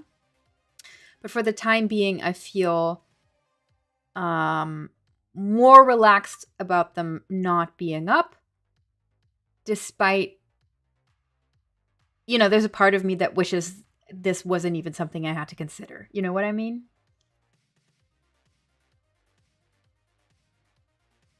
So, and it's kind of similar with the gaming stuff, but for now, I think I'm, you know, it's going to be about the same thing as now. I'm just going to jump on there and play a game when I feel like it. I can't find your gaming channel. Have you deleted it? Hope not. Hope you not plan on shutting down this channel. I'm not planning on shutting it down unless the only scenario that I see happening is that like somebody at my job, especially if it's during these 18 months, basically starts giving me shit about having an online presence, which I would, in the first degree, would definitely fight because it would be frigging stupid to try to like frame activity as an online teacher as something that is like somehow inhibitive or not proper if you're a real life teacher. But you never know. German bureaucracy is still kind of stuck in the 1900s in the 19th century in some regards, and it's a lot about like propriety, you know. But I think times have changed a bit, and it's probably very context dependent. So no, I'm not planning on shutting this down. The gaming channel, is it linked in the description of videos still? Let me check. Let me check. I don't think it is. Is it on Instagram, Twitter? No, it's not. But if you click on my Twitter, which is linked in every video description, so it's also linked in the description of this stream. If you go on my Twitter, there's a link to my Twitch channel, which is where I stream live. The gaming channel is just where I store VODs now, like the videos of the streams that have already happened.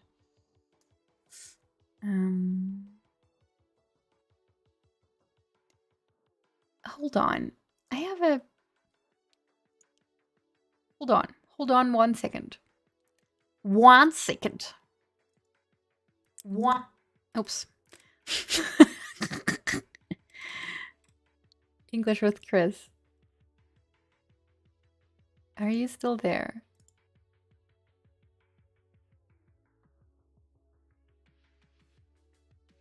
Oh, okay. I had to check really quick if you're the Chris that I think you are, because there's a Chris in my personal life who has watched my videos, and like I got to know him through a friend, and he recently moved to Germany too. So seeing the comment of like, I live in Germany now, but I used to live in England, I was like, hold on, are you just not revealing yourself? But no.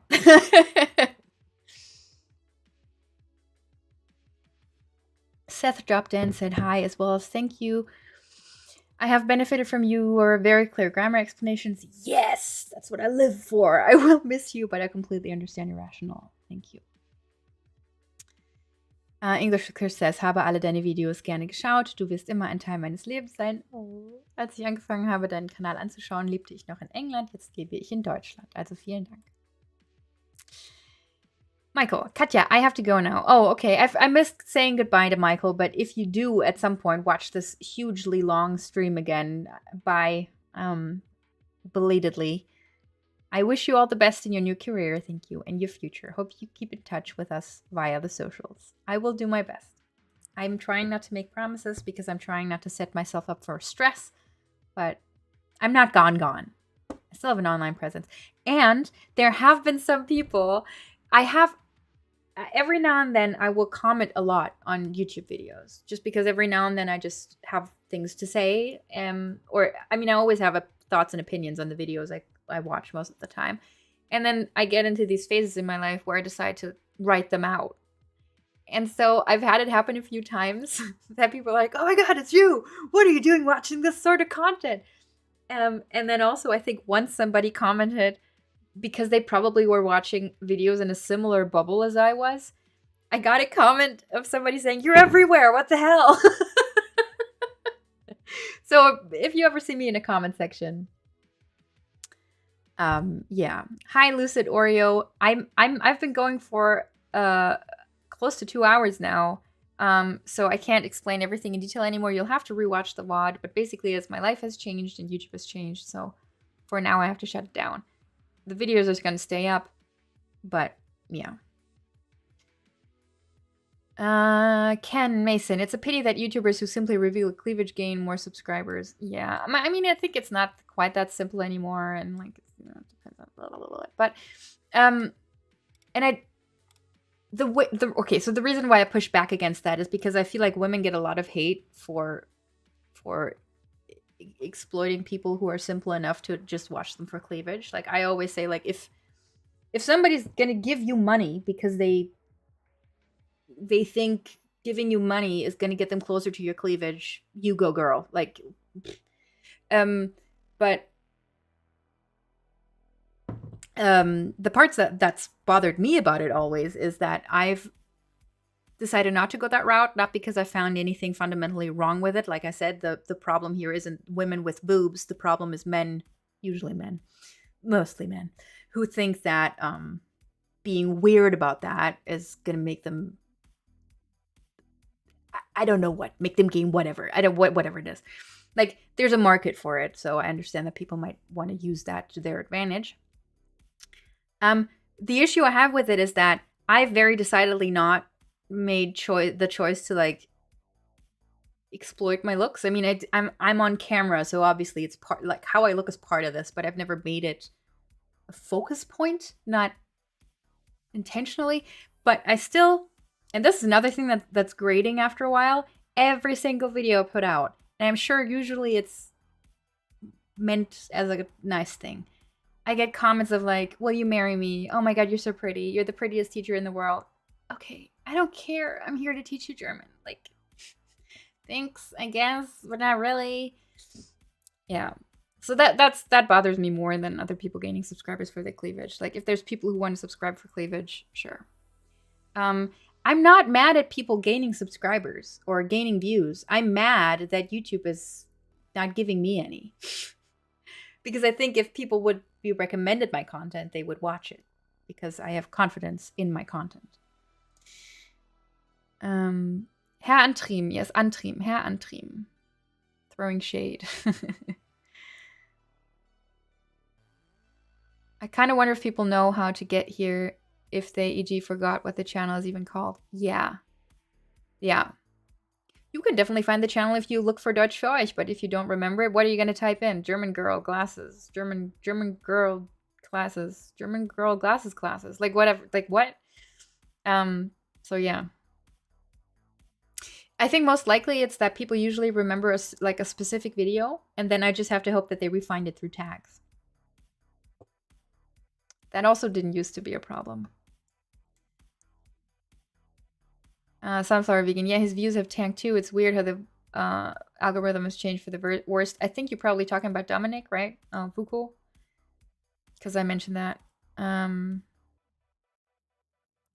Xenophone. Speaking of German channels, Trixie, Don't Trust the Rabbit, has totally disappeared. Really hope that doesn't happen to you. Yeah.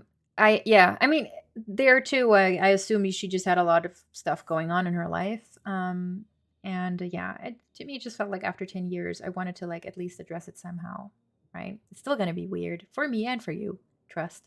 But, yeah. Rodrigo, feels like saying goodbye to an old and very dear friend. Really sad to see you go, and I'm sure wherever you land, you'll do and be great, and that makes me happy. Thank you. Thank you for that vote of confidence.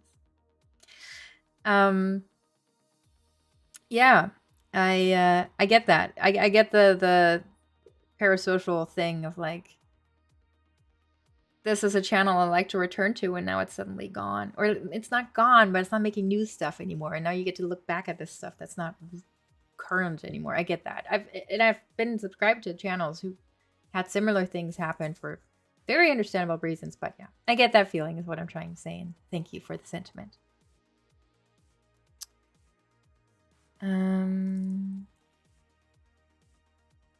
I keep getting videos from videos like 2 or 3 years ago. Interesting.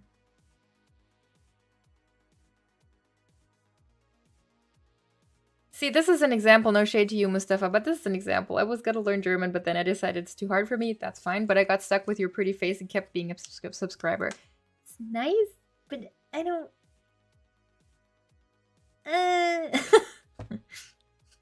I would be happier with, like, you like my personality. Like, obviously you don't know me as a person either, but it's just... My face is my face. I don't contribute to my face. I just have it. Bob Fognozzle. Please don't get me wrong. I am a member of his Deutsch Lehrer Club, and he is a truly great and very well organized. He is! Oh my god! Still talking about Herr Antrim. He is.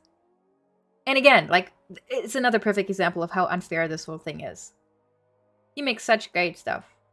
And there's other language, but also German teachers in this space who are currently doing a lot better, although it's fluctuating for a lot of people too, who put out kind of, like, no shade, but kind of shade, kind of subpar materials. But, yeah, it's not really up to quality. Never believe that success on these platforms is up to quality. There's a contributing factor, but a lot of the time it's not the deciding factor. So in case you weren't aware of that yet, please be aware of it. Motivationsverlust. Oh yeah, big time. Ephemeral wretch.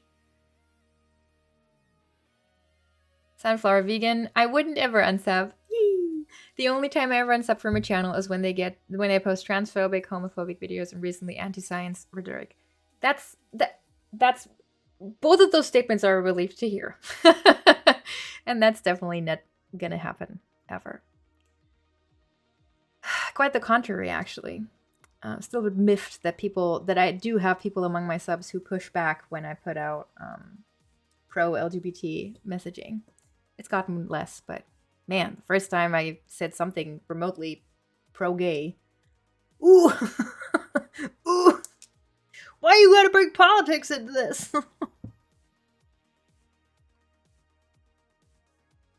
Like, sorry, it bothers you. I think people should be treated as people. Yeah. Anyway, Christian. I don't even bother with recommendations anymore because it's just a bunch of garbage. I just pinned the subscription page and watch the recent videos there. Yeah. I do the same thing. So for a long time, I think I just kind of refused to see things as they were because my, like, the bookmark I have for YouTube is at the front page, is my sub page. Although I have to say, with the addition of shorts, the sub box has gotten so annoying. Like, it's just shorts, because everything's catering to mobile now. Why? Because mobile views have become the majority views. It's not all mobile, of course. I think we're up to like 60-40 by now, which as a desktop person, I mean, obviously I have YouTube on my phone too, but like if I can avoid it, I don't. But everything's catering to mobile and everything's catering to shorts. So the layout on the phone works a lot better, although it's also a lot more focused on the content funnel, but you don't notice it as actively there, which is insidious and worse, but it's not as much of an eyesore as opening your sub box on the PC and every second video is a short. So I really, really hope, I wrote a ticket about this, that they make a separate tab for shorts like they do on the channel pages, because they saw it causing chaos there. And I'm really happy about them doing that, because not everybody who uses YouTube is interested in shorts. And now not everybody who comes to YouTube for shorts wants to see long format. I do find it fascinating that there's now channels who get like a guaranteed like tens to even hundreds of thousands of views on every short that they put out, but then have full-length videos that make like 1,000 views. That's such a weird dichotomy. Yeah. Do you like fish? I don't think she's a fish person. You're right. Like, aquariums aren't really my thing. Funnily enough, I still call my gaming channel Strohfisch. I will say I don't have anything against fish, personally. I'm fine with fish. You know, fish are friends, not food. That's a lie. I also eat fish. Grüße aus Karlsruhe, liebe Katja. Grüße zurück, Andres. Rodney, appreciate everything you've shared on here. Good luck and please please. Oh, I think that's supposed to say please leave your content up. I will. If I can't avoid taking it down, I will keep it up. Apparently another content creator can invite you to Nebula's stream. Oh, that's good to know. I should try to find it in. I don't think I know anyone who's part of Nebula. I learned sometime last year that ContraPoints used to use my videos as a German learning resource in like 2015, which is fascinating because I started watching her videos in 2016, I think, after the one janitor, T1J, recommended her. So yeah, I've been watching her channel for a long time, and then it turned up in one of her streams at some point, and I just wrote a comment, and she was like, Deutsch für Euch. I think I used to watch your videos. And I was like, yeah. I had a feeling because you say hello Leute sometimes. So, yeah, but I don't think she's even part of Nebula. She just knows people who are.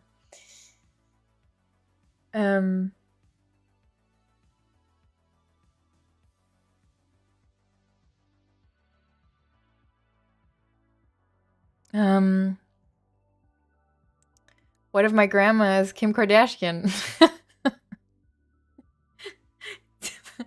Well, then I guess don't put anything online that your grandma wouldn't like. It doesn't apply to you. Yes, true. English with Chris, habe leider den Anfang dieses Streams verpasst. Was war das beruflich, was du erwähnt hast? Wünsche dir viel Erfolg. Teaching. But I think you figured that out by now. Oh, I liked Storytime so much, but I get it. Penguin F. Yeah, I know you're one of the like really regular dedicated Storytime watchers, and I feel especially sad about it because I know there's some people who are on here specifically for that. But I think for the time being, it's definitely the better decision. Better safe than sorry. Sunflower Vegan. Yeah, in the Twitchosphere, it's hard to know whether or not your students are in chat. Yeah, that's the other thing. That's true. So I'm definitely gonna have to like rein myself in on some things.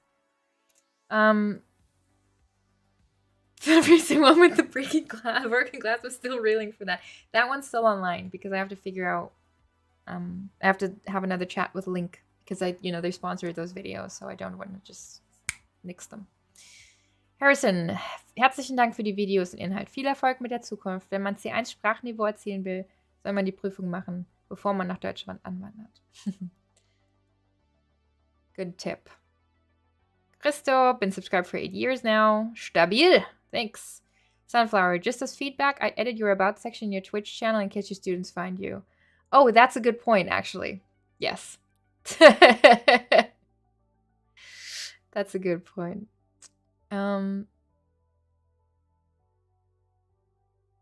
Second on the King Borgard, second on the grammar instruction. I wish you'd been posting videos when I was studying German, but you would have been like -7 years old. That would have been weird. I agree. I love it. Ich freue mich auf deinen Erfolg. Es war so eine lange Reise für dich, um eine Lehrerin zu werden. Viel Glück. Thank you. Ah! Chat jumped. Daniel said, okay, bye Daniel as well. I have to sign off now. You are great. Your channel is great. Even when I didn't want to watch videos with the I have to learn mentality, I used to watch your videos to chill. Oh, that's nice. Watching learn videos to chill. Okay, I have to skip some stuff because I've replied to everything. I'm never going to get to the end. Never going to catch up. I will read this though because King Borgard, you always look presentable. You have impeccable fashion sense. Appreciate the effort, but I'm here for the German. Well, thank you. I'll take that.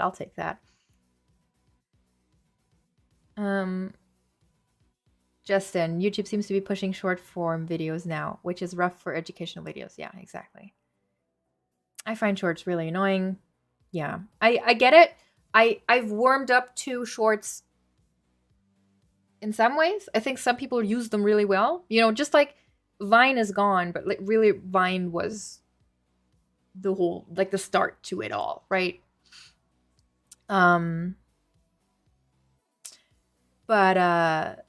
So I think there's great stuff you can do with a short format. But I do find it worrying, the development of like, if something doesn't properly captivate you within 10 seconds, you're gone. That's a natural development. I don't even want to fault people for that, but it is an issue. It's also an issue, not even just for online educational stuff. It's an issue for students. Like, never mind the fact that it's always hard to stay focused on however many lessons you have in a day. If you're used to like constant dopamine hits, how are you going to listen to a full 45 or God forbid 90 minutes of connected instruction?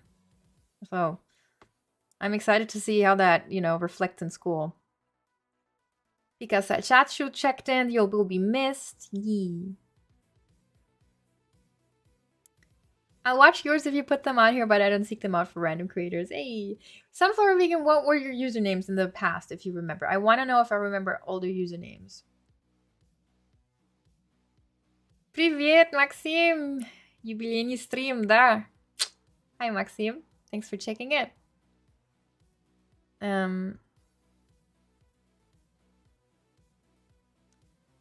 When you greet your students with Hallo Leute. Well, the thing is, I'm not going to be teaching in German most of the time, right? I'm going to be teaching in English and in Russian, although I think the Russian lessons are probably going to start out with German because the instruction level of Russian is nowhere near as high as English. But maybe I'll do it in drama. We'll see. DJ B's lecture says, yeah, I understand about story time, but it was a very great way to learn realistic German. Yeah, no, I mean, that's why I started doing them, and I got really positive feedback on them as well. I also still, I enjoy them for sure. It's just for now, yeah, it's too, in German we say unwegsam, it's too unpredictable in certain ways. And I don't want to like make my life harder than it needs to be for the time being, Like I said, as soon as a few years have gone by and I'm no longer in the position of being an in-training teacher, I don't think I'm going to care. Basically, because like I said, I never made content that I'm going to be embarrassed by. It's just that for now, I don't want that thing of like, suddenly some students think they don't have to respect me anymore because they saw how I acted on the internet 5 years ago. Not because I acted deplorably, but because I have a presence online. I don't know if that's going to happen, but, I don't need to find out. Seth, could I get your opinion? I'm looking to start intensive German this year. Other than the Goethe Institute, do you like any other places for this sort of thing? I don't have enough of an overview of like especially private schools that exist. I think the Goethe Institute is a very good like safe bet because they're a proven organization that is genuinely interested in like cultural exchange and stuff. And as much as there definitely are private and other institutions out there who are providing good stuff for what they charge, you will have to do a lot of research. I don't have anything specific I can recommend to you off the top of my head. I would say, though, yes, if you want to do intensive courses, I think your feeling of like going with something that exists in real life is like proven somehow and not adjudicated. What am I trying to say? Like has a certain established reputation is better than just like taking the plunge and buying some random intensive course. There's also good online courses, but ever since people started figuring out that like online courses can be very lucrative, everybody and their grandmother has been trying to do a German course despite not knowing the first thing about instruction. Again, sorry to say that, never going to call out somebody specific. Half the time I'm not even thinking about somebody specific, but like not everybody needs to make a language course. You know what I mean? So I think Goethe Institute is a good bet. Depending on where you are, I'm going to assume you're in the US. Definitely also check out like local stuff. But yeah. Goethe Institute I also think is good because you can, depending on where you are and what like the branch that you have, how well set up they are. But sorry, doing some sort of exchange or visit or whatever to Germany, it will then all be at the same source, you know? I know there is like an intense language course school near Bochum or in Bochum in Germany. I don't know if they also do German intense courses though, or just courses for Germans in other languages.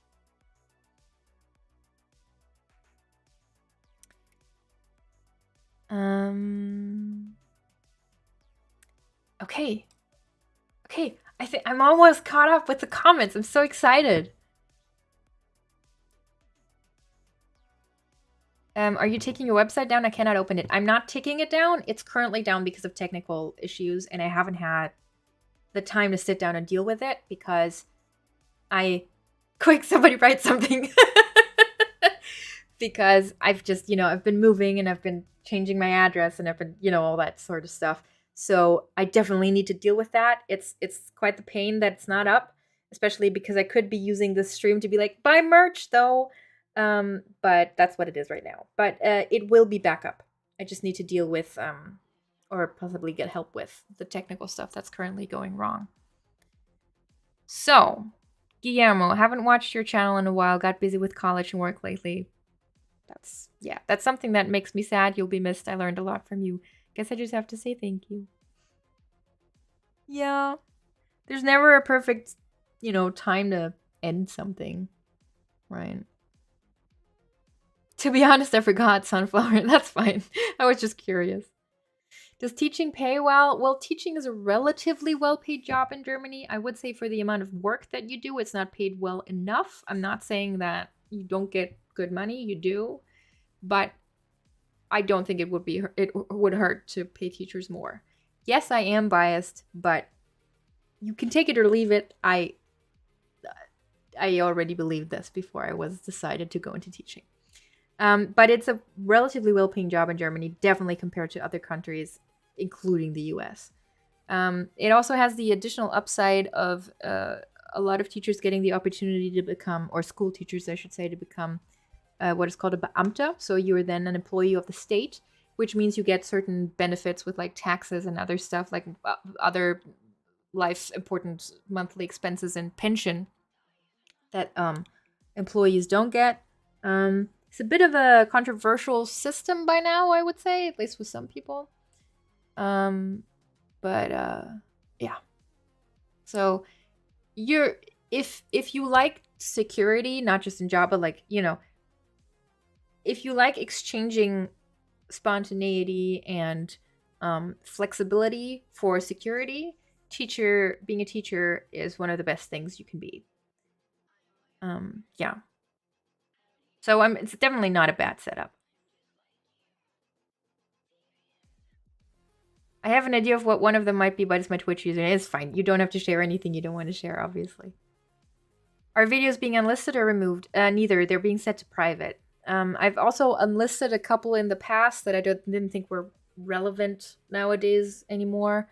For now, I've privated a few. I haven't deleted. I don't think I've ever deleted a single DFE video. I might have deleted like some announcement video that I did at some point, but I haven't even deleted most of those just because it's part of the history of my channel, so I'm very reluctant to delete anything. And you don't need to. It's not like YouTube tells you, no more videos once you've reached 350 or something, you know.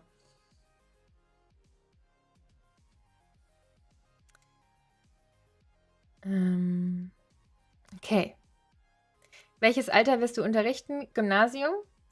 So I'm going to teach 5th through 12th or 13th grade, depending on the structure of the gymnasium that I get to.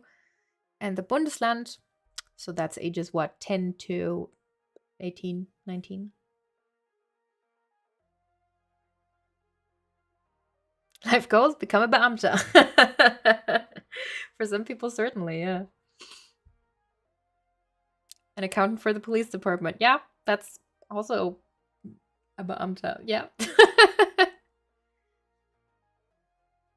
I recommend the DFE backpack, says King Borgard. Which one? All of them. Yay. Nice. Okay, I've caught up with the comments, so for now I will get back to something else I really wanted to say. Because I still have a lot of people in here, so I think I don't need to make a separate video for it. And that is Patreon. So, I am very touched and appreciative of the fact that despite me not uploading anything for the past month and not really uploading much the months before, I'm still getting regular new signups to the Patreon. That's great, but due to the fact how oh wow, Chris. Well, good luck with that. Was sind deine Fächer? The problem is that my Patreon is set up to have a system that goes by content units, meaning that people get charged for every video that I make. You also have the option to make it a monthly charge, which I was reluctant to do and decided against in the past because I felt that it was unfair. I don't see it that strictly anymore because, you know, it's not like I'm forcing anybody to sign up. And if the monthly deal is the deal that you're presented with and you decide to sign up, you're obviously fine with it, right? But to me, I always felt better about making it per content item because I didn't want the, again, additional stress of feeling like, okay, I'm getting a monthly pay stub from these people, but I might just not have it in me time-wise, mentally, idea-wise, whatever it is, to make more videos, make any videos, make the number of videos that I wanted to make originally this month. Now, I'm not going to be putting out anything for a while. My content is still going to be up though, and the rewards on my Patreon are still going to be there.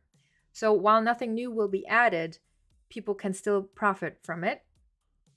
And that means everyone who signs up now will not pay any money for getting access to everything. The way that Patreon is set up, if you have the buy content model, when you pledge, you still get access immediately to everything that that creator has as rewards that are uploaded to the Patreon page. It's of course different if you do like a monthly thing that is then only accessible by the people who are currently actively, meaning, you know, actively pledging, meaning actually paying. But with the way that I'm doing it, meaning that there's scripts on there, I get, it's ironically, it turns into an unfair thing to me.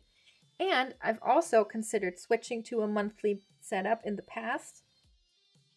This track is a bit too extreme for me.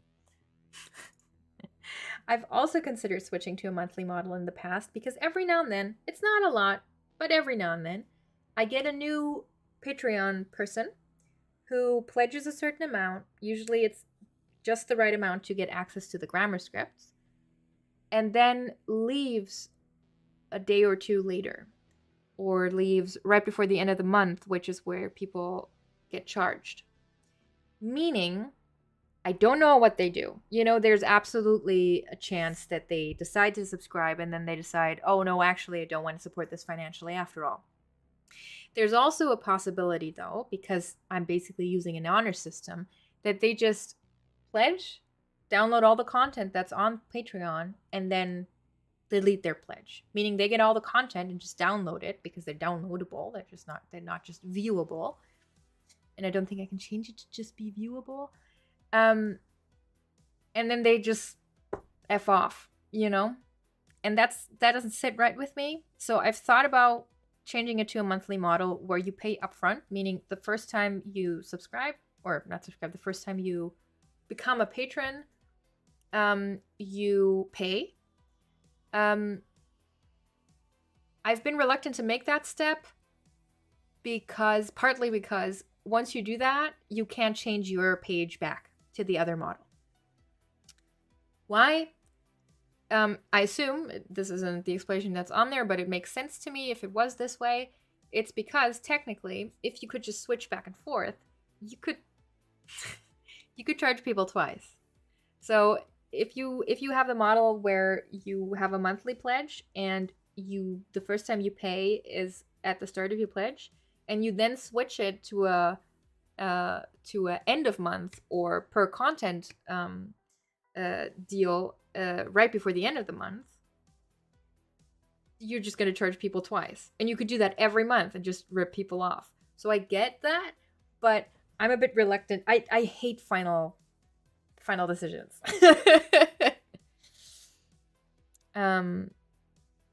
Yeah. DJBs, what do you mean? I think the new Patreon makes sense and is more fair. What do you mean the new Patreon? Or do you mean the option of like you pay when you join?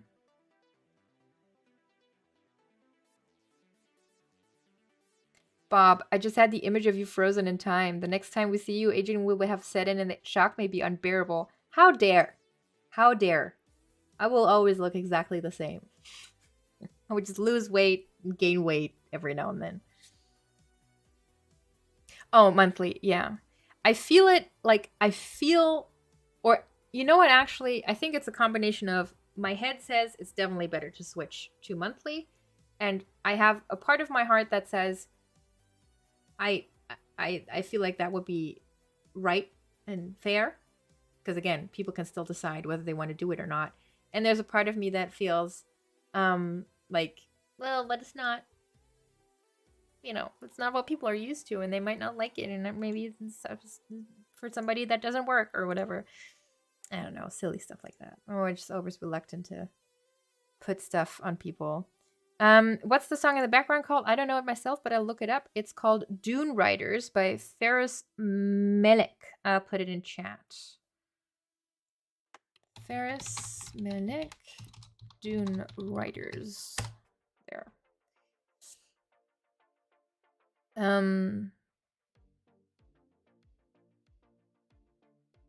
What did I miss, AJ? Oh, just 2 hours of me talking nonstop. That's fine.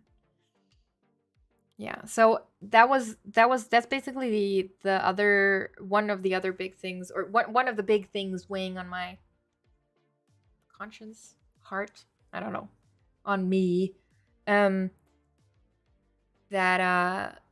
I needed to like address, because I don't really see the point in shutting down the Patreon. I don't think I need to do that. And yeah, I think I'm going to switch it to a monthly deal. And maybe try to restructure it to like, I always liked the option to download the scripts. because then you have it and you can look at it on your own time. But like, I'll have to look into if you can just like only have access to it as long as you're subscribed. I don't know. I hate that. I hate subscription models. I don't know. Everything's a subscription model now, by the way. It's another soapbox that has nothing to do with DFE, but like, I hate that you can buy applications on a subscription now, by the way. Like, that's the worst type of thing. Like the Adobe stuff now, it's all a monthly payment. Are you insane? Like, what the hell? I guess if you're like a professional graphics design studio or whatever, who just, you know, uses Photoshop day in, day out, has a decent income based on that, and would switch to the newest version as soon as it comes out anyway, so it might as well just have constant updates. Sure, I guess it doesn't really make that much of a difference for that, but like for private users, which have always been there, for design products, it's the worst. I hate it. I also hate that they didn't give you the option. Like, I think Microsoft Office, I think you can still buy as the whole deal, or you can get it as a subscription, I think. Yeah, I hate it. I hate it so much. I think that might also be why I'm reluctant to do the monthly thing, because everything's a subscription now. Yeah, I want to rant intensely. Wow, I just switched the vowels. Did you notice that? I want to rant intensely about renting software. Yep. Yeah, it's an absolute scam.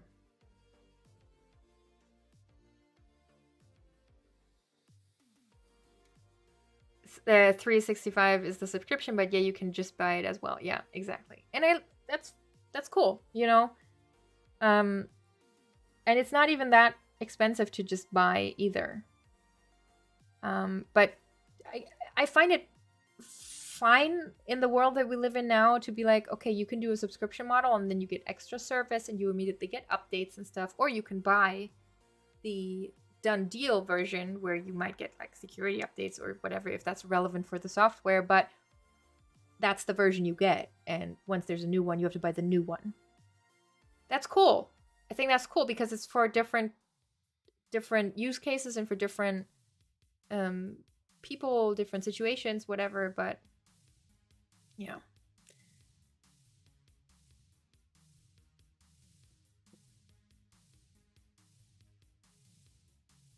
You're basically obliged to connect to the internet to renew your license. Yeah, that's another thing. Rodrigo, is it possible for you to legally or otherwise to sell your created content, like your scripts or lessons, aside from the Patreon? I mean, of course. I mean, yeah. You mean if like Patreon puts some sort of block on that? No, it's all my content, so I decide what to do with it. I have considered also just putting the scripts on the website to just buy and have them, then being a bit more expensive and not getting updates. So you would have the subscription thing again, but like you'd have the choice to either subscribe to the Patreon, both to get all the scripts accessible while you do it and to just support the content if you like it, or the channel, me, whatever. Or if you really like, if there's like 3 lessons that you really want as scripts, you can just buy them separately. So I've considered that. Since I'm, you know, I have the website, I might as well sell the scripts on there. I don't know if the interest for that is there, but I could definitely do that.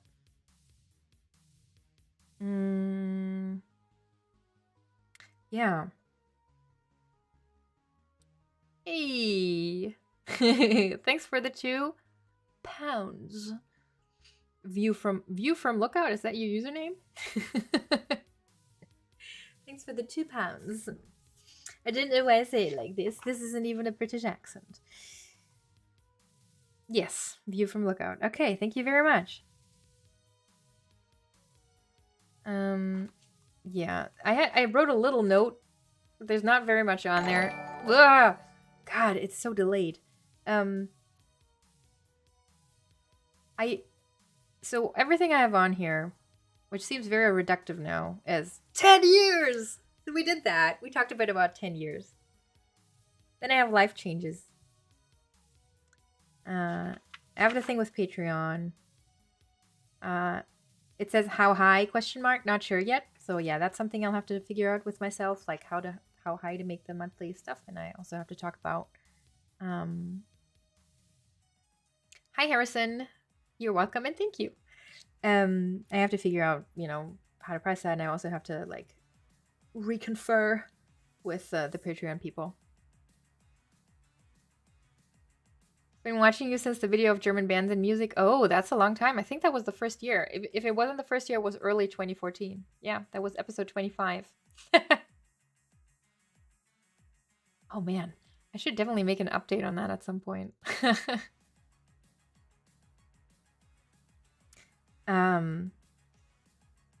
Yeah, and then I have a point here that says doing YouTube and why I need a break. And let me just see. So, first point is YouTube killed DFE. We talked about that at length. Then we have the whole influencing issue and burnout, which I think both of those I already addressed in the video I made last year. Figuring things. No, catching up to. I always forget. Why do I keep forgetting the title of my own videos? Catching up to reality, it was called, I think. So I talked about it there, like the split between being a creator and being an influencer, that sort of thing. This is not what I want to do with my life is also in there. That's a bit harsh. Obviously, I wanted to do it for at least 10 years. But I think what I mean by that is this is a finite thing, especially with like I can't fathom people who just take the plunge and just like rely on YouTube to survive. And it's beyond me to judge anybody's life situation, but it would stress me out to no end because YouTube is such an unreliable platform in like every sense of the word. Yeah.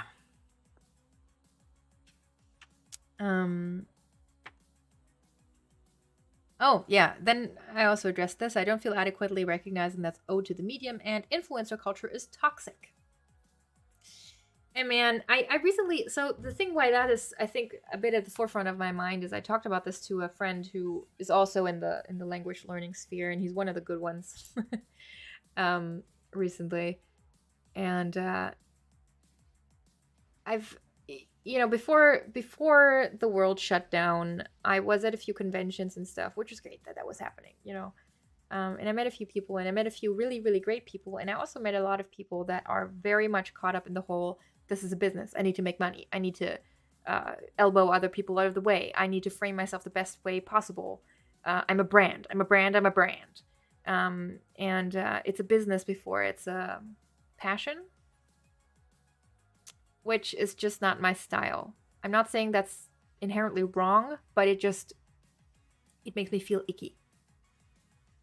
And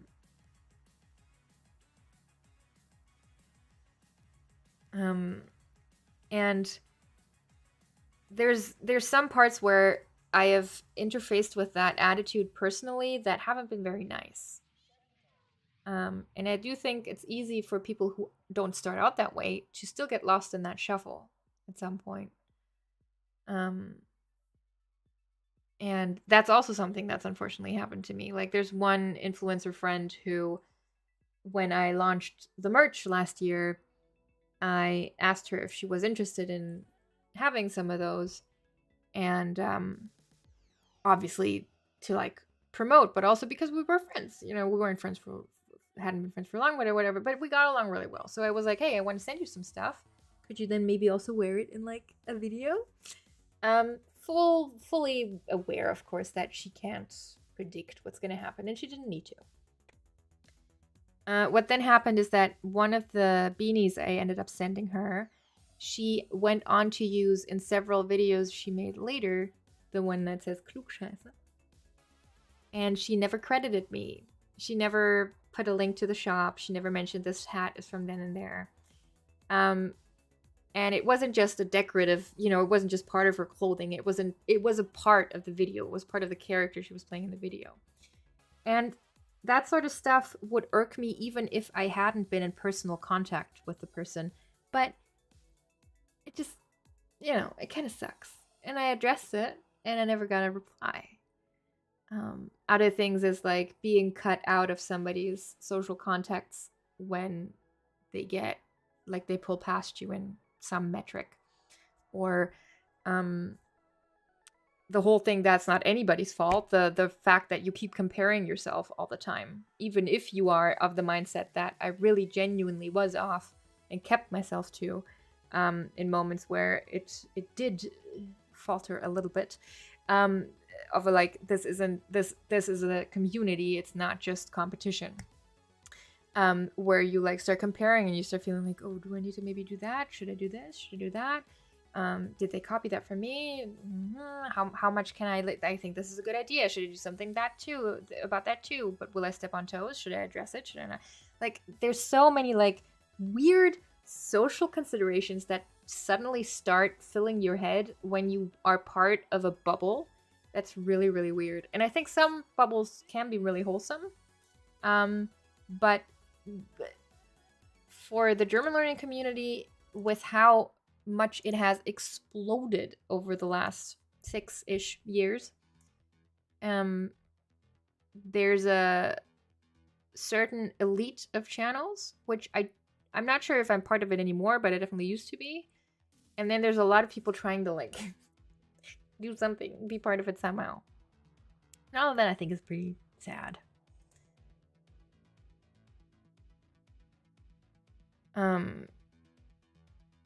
I think a lot of people are having to go that route to stay relevant. It's hard. I don't know how you all do it. It's a lot of stress. You have to want to do it for sure. And you know, the same thing I say about learning languages is true about this, or learning any skill, or doing anything really. It's always about motivation. It comes down to motivation, which is also a part of, you know, me making this video now and like abdicating the way that I am, because my motivation is too low. And I can't start a channel partly with the sentiment of you need to be motivated, and regardless of what resource you use, if you're not motivated, you're not going to learn, while not being motivated to make content anymore. Now, I'm not saying I won't ever return to being motivated. Motivation tends to fluctuate, and I don't think the spark that initially made me want to do DFE is gone. I just think it's off to the sidelines right now. And I also might just need to do something else for a while. I recently started, a few months back, I just felt I had this idea to just take some papers I wrote in uni, just read those out and put them into a video format. Really, really simply, not video essay where I like look at the camera and everything. As low effort as they can be where I'm okay with it, you know?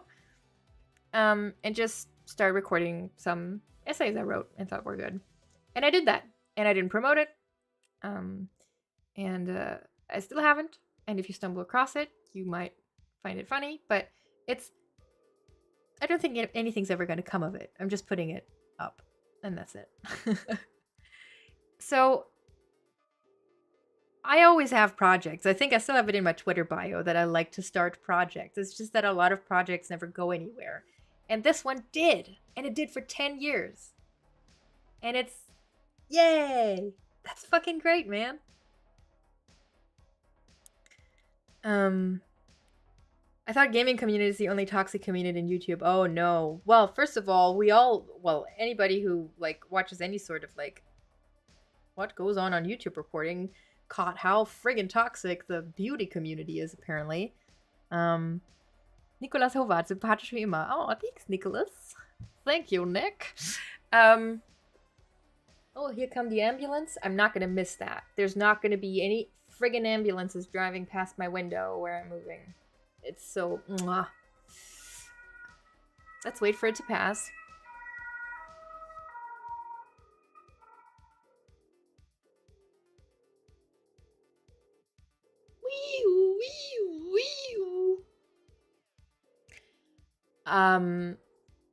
But so the thing is, I think there's toxicity in every community, just because toxicity happens when there's a lot of people who come together not based on, hey, this is a friend of mine, hey, this is a friend of mine, but just based on we do the same things. The question is how integral that toxicity is to the, like, doing business in that space. And the problem with online content is, and I addressed this in the first ever Echtsprech video I made, you can be whoever you want to be on the internet. You are somewhat restricted in that, of course, if you put your face to it. And depending on the type of content you do, you're going to be more restricted. For example, if you stream, it's going to be kind of hard to consistently play a character that's very different from you. But other than that, you give off the image you want to give off, right? Especially if you are consciously making an effort.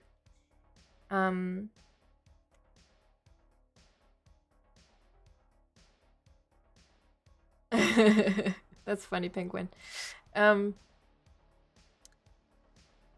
So just because that's so easy, you should always be mindful that there's going to be shallow, fake, toxic, exploitative, all sorts of really delicious characters anywhere you go online. Because plenty of them are going to be around in real life too. It's just that usually there it's harder to be exploitative and whatever without getting negative consequences for it. But yeah. So obviously that also exists within the German learning community or language learning community. There's some really unpleasant stuff that not all of which I've experienced myself, thankfully.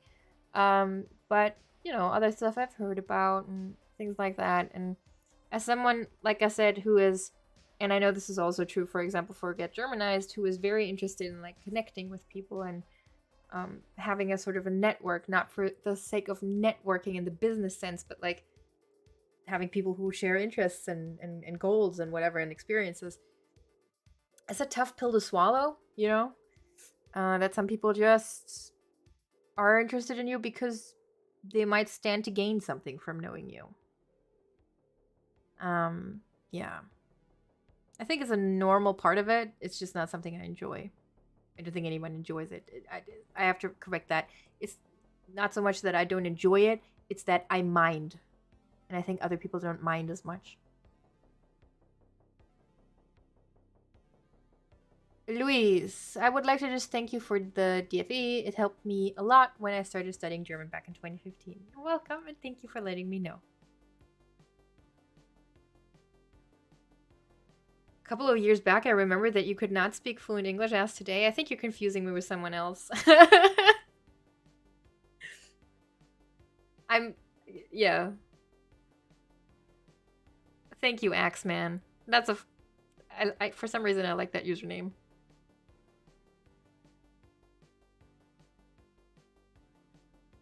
Just so you know, who's toxing the German learning community? Classic YouTube comments. Oh no, I'm not talking about the comment section. I'm talking about people who are creators. I'm not going to call out names here. I'm not. I made a conscious decision that if it came up in this stream, if I somehow meandered myself into talking about this sort of stuff, I would talk about it. But I'm not going to call out names unless it's positive. Because, I'm not intent on going out by making this a drama channel. But there are some things that's true, Gonzalo, that's true. I will say though that a certain air of, I don't know how to call it, the general toxicity, but be it envy, be it distrust, be it skepticism or something you hear or something you interpret wrong or something you assume, because at the end of the day, you don't know other creators, right? You might form friendships later, but just because you meet someone, you don't know anything about them. So some of that bleeds even into interactions with people who are absolutely fine if you're not careful. So yeah, that's another thing. There's just a lot of shit that can happen in this space. So yeah, basically what I'm trying to say is I'm not trying to burn down specific bridges, not because I hugely mind, because, people who don't want to be in touch with me now, why would I want to be in touch with them in the future? But some stuff irks me, and it's I think the stuff that sets me off the most is people framing themselves as more of an expert or more knowledgeable or more reliable than they actually are, because there we get into territory where I feel you are duping your watchers, who it's similar to selling a scam product through promos. Because the reason why content creator, like where creator marketing is so valuable to sponsors, is because trust. You've established a trust base with your viewership, and if that's placed in a good place, that's great, right? But it's super easily exploitable, of course, at least a few times, and if you do it well enough, you can continually exploit it. And yeah, I there's some stuff like that. Like, ever since suddenly everybody has to sell a course, I've been very skeptical of the behavior of some people, where I'm like, it's totally fine for anyone to start making videos about what they know. But I find it very, very grenzwertig, shady, to start selling stuff that is easily accessible online, possibly in better quality. Easily accessible for free online. And yeah. I'll give you a positive counterexample where I can name names. Deutsch and Maria, who are now unfortunately out of business, provided something of great value, in my opinion, because it wasn't like teaching basic stuff that's on YouTube in 500 different forms, and some of them really good. But they provided individualized preparation for courses, individualized conversational courses, and stuff like that. So there's definitely valuable resources out there. It's just hard to find them now.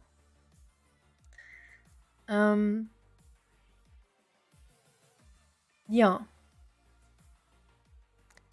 I think, am I out of things to say? Can you believe it? We're at nearly 4 hours. How do I wrap this up? It feels kind of weird, I will say, to like come to a point where I've talked a lot now. I wasn't anxious. I was anxious before I started the stream, and then I wasn't anxious once I started talking, because I had a lot to say, so I didn't have to think about ending the stream for a long time.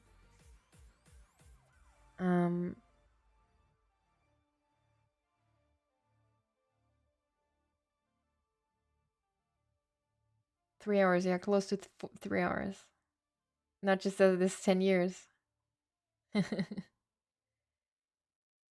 Yeah. It doesn't feel real, because first of all, I'm not making a finite decision in the sense of like, I'm never returning to this, I'm shutting the channel down, I'm deleting the channel, you know. So I think the full reality hasn't hit me yet. And it might not have to, because it's not like the door is closed, and I don't want to give off the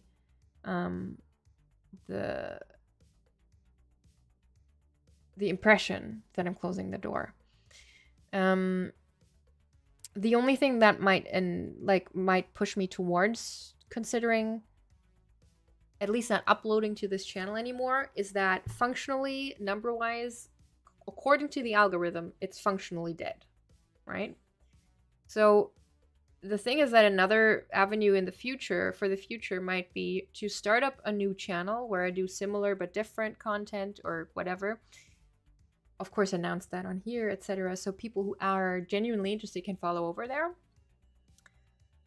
That's another open option that I don't have any like concrete plans for yet, but I might do. There's also the possibility that I will feel like I have enough time to do a stream every now and then, even during these next 18 months. We'll see. Again, I just don't want to promise anything.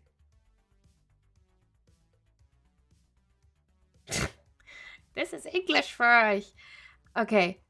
You know what's funny? I've been doing this for 10 years, and yet people still don't get that this is mostly in English.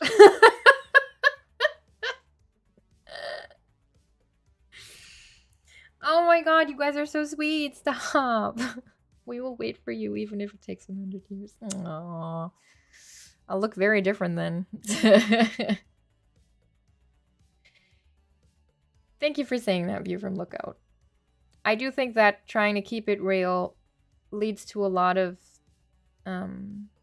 disadvantages. And this is, you know, I always cringe at statements like that because it sounds so holier than thou, but it's kind of true. Like, I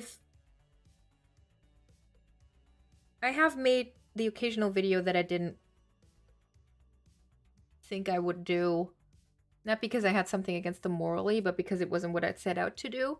But I never made anything that, like, felt debasing, because I have a serious objection to just, like, basically abusing what I just talked about, abusing the option of just being whoever you want, in the sense of doing what's best for business. And it's, as much as I take pride in that, it's then kind of sucky when you see other people succeed in, you know, on that basis. But that's something you just kind of have to hold your head up high. And yeah, it gets back to the system. The system screwed me. Because I can live with all that. I don't mind somebody getting however many million subscribers off of unmoral behavior. If you know, I'm not saying I don't mind it, but I don't mind it in the sense of, like, I should be doing that because I always had the option of doing it, but I don't want to. What's a shame is that despite me doing my best to be one of the good ones, it just wasn't in the cards to keep this going, and stay motivated. And that's partly my failing, even, without wanting to, like, self-flagellate here, but, like, it's, you know, of course there's other people who keep going with worse setups, but for me personally, I've hit a boundary where I have to drag myself out of some serious muck to make a video, because it's pure work, and I think the channel deserves better than that.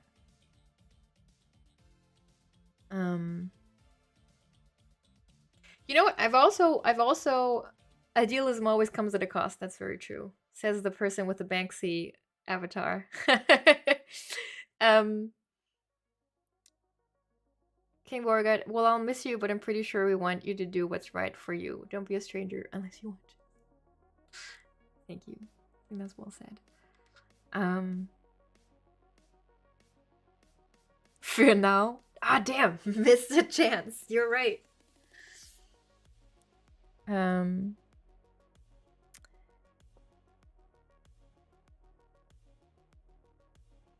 Integrity comes with cost, but it also comes with compensations. You know what? The main compensation, I think, is that I'm not poisoning my soul, as, like, not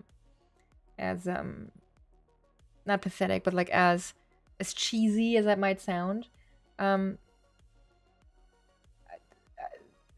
The concept of corruption always sounds like somewhat ephemeral or, like, mystic, but it's a thing, right? And I think once you start on that path, it's kind of hard to loop back around.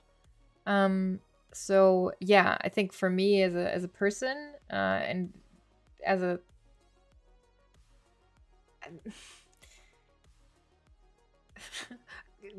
I don't know, soul wise, karma wise, whatever you want to call it, I'm glad I'm staying true to myself and real. It's I guess I have enough of a narcissistic strain in me to expect to be rewarded for that.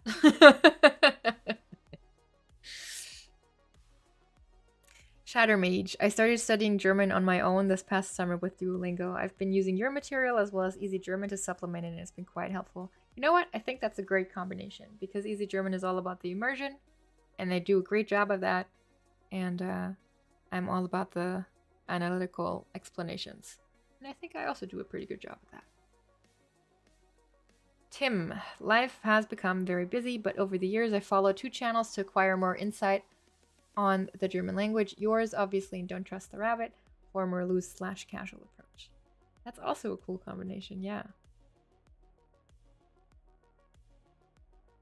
Penguin, I just realized this might be my only opportunity to thank you personally for what you've put out there, but I don't really know how. Oh. Well, as small as it might feel, but I see comments. Some slip through the cracks now, but or have for a few years, but mostly I see the comments I get. And even if I don't reply to everything, if I get a nice meaningful comment that's not just about my looks, I notice, and it makes my day a little bit better. So you've thanked me a lot. You've been in comments enough, Penguin, that I know you're using it very well, and it puts a smile on my face when I see it. So don't worry. Bamboo, if it's any consolation, sticking to your beliefs will allow you to grow old without major regrets. Yep, that's what I'm hoping to. And also, I'm trying to become like an example to kids. Like, I'm trying to become a good teacher. So far be it from me to corrupt that before I even start, right? Not that I need to be a teacher to have morals, but I guess it helps. Seth, I get that feeling watching others succeed while you did everything right and by the book. It's like Star Trek's Kobayashi Maru. Everything's right, but you still don't succeed. Yep. And I think it just goes to show that a lot of this is luck still. And I had luck in the beginning. I also timed it right without knowing. Like I said, when I started, I felt like I was late. But turns out in retrospect that I was very early. But for a while, I was performing at exactly the level that felt right? With maybe a bit of like upwards mobility potentially. But for a while, I was very comfortable in the position I was in. It felt right. It felt good. Sometimes I felt like I should be doing more, but it was never to the point where like it motivated me or whatever. And the number of views that I got seemed correct. And then we got to the arc where every time I put out a video, the number of views felt hurtful. And then we got to a point where I even had to like sit there and like chew my nails and wait if I even reached the number that in the past had already demotivated me. And we've been at that point for a while now, and yeah, it's not nice. I'm ready for doing something where I continually feel like, yo, I'm doing good, And because I haven't mentioned this all stream, I never, when I say stuff like this, want to sound unappreciative of the people who are still there. And the views I'm obviously still getting. And the feedback I'm getting. And all the people who never write anything and who still draw value from my content, who I'm never going to be consciously aware of, but are there. So, I don't want to respect or be underappreciative of any of that. All right. I think it just honestly comes down to feeling. I think my feeling of the past few years has been, I want my videos to be at about 10,000 views within the first 24 hours with my sub count, etc. That's realistic. I don't need it to be higher. Because that's a level of exposure that I think is fair and totally fine, extremely comfortable, and sustainable. I think that's the main thing. Sustainable, and it feels right and it feels rewarding. That's where I want it to be. I was at a 10th to a 5th of that. And even for that, with some videos, I was sometimes sitting there like I said, basically sweating. And man, you haven't felt pathetic until you check a page every few hours to see if your imaginary, if your virtual reward points have gone up, right? Not even the likes, because my like ratio has always been great. So the like ratio compared to parallel to the views, I've never had to worry about whether a video was liked, because I just don't do controversial content usually. And I also I don't care about likes as much. But having to like put up with the whole like, okay, let's check back. Oh, I would have expected it to be at like 700 by now. Well, I guess 200 works. Not something I enjoy. Dropping to take care of the kids. Thanks for all the good times. All the best for whatever comes next. Thank you, Bamboo. Thanks for sticking around so long.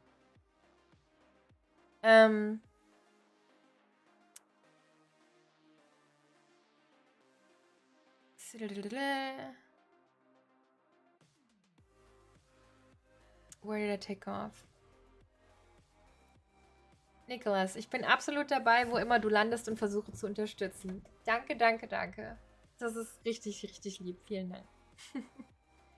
Sunflower Vegan, you can walk away with your head held high, but can others who acted fake to get views can say the same essentially? Yeah. Yeah. And it'll come back around somehow. You know what still irks me the most? Exploiting your kids for views. Like, it baffles me. It's just...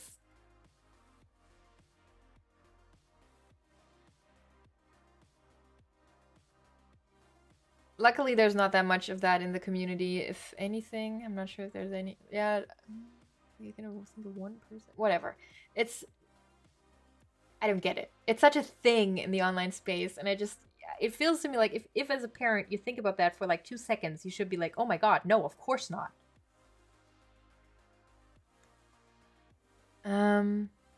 King Beauregard, totally agreed about not poisoning the soul. People don't sell their souls in a little sense, but through 1,000 compromises. Keep your soul clean and light. Exactly. And I think I'm so strict about that in some regards. Because not because I'm such a good, great person, but because I'm a very, I'm very type A in some ways. So once I have decided on something, I want to stick to that to a T. And it makes me feel bad to deviate from that even a little bit, even if it's within like a frame that's completely fine. So yeah. So I've made a few videos where I felt like, yeah, I just did that because I felt like it might get views. Which is fine. But yeah. Beyond that, I agree.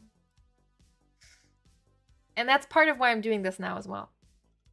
Because I think the channel deserves better than being dragged along as I can't decide what to do with it. So I feel like it's better to like make the cut relatively clean. I honestly would have liked to make it a bit further, but it just wasn't right. Did I say further? A bit earlier. But yeah. Tim, in any case... Oh no, sorry. Rodrigo was before that. I think the greatest proof of how special you are to this community is that for the past 15 minutes, a bunch of people is trying to come up with something to post. So you stay with us a little longer. That is... Oh my god.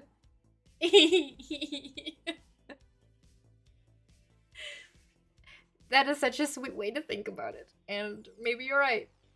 That actually genuinely makes me happy.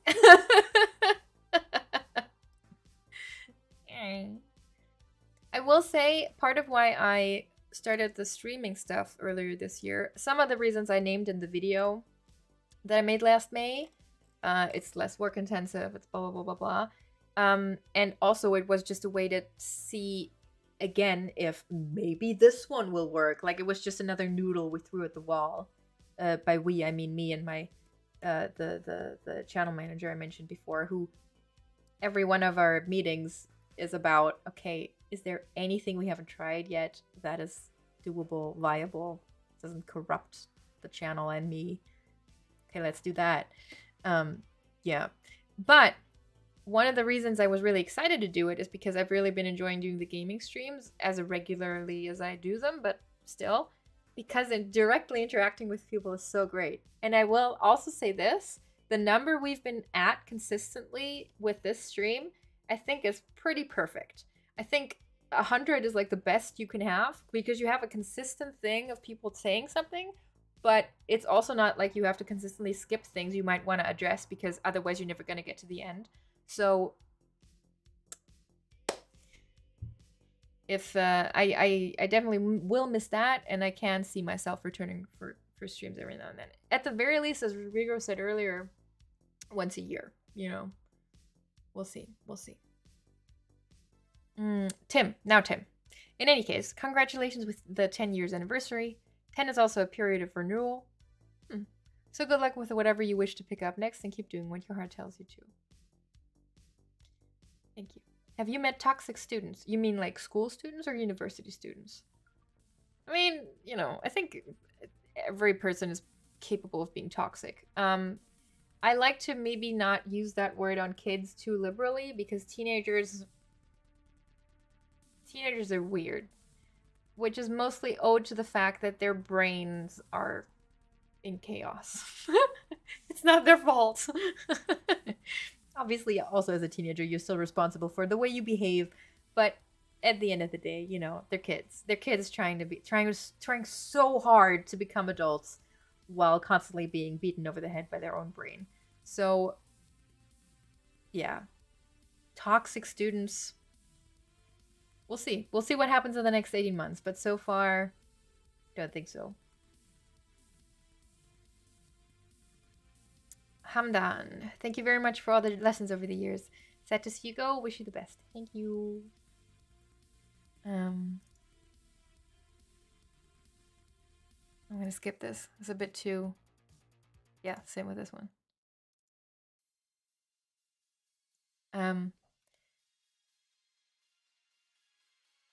It jumped. Why do you jump?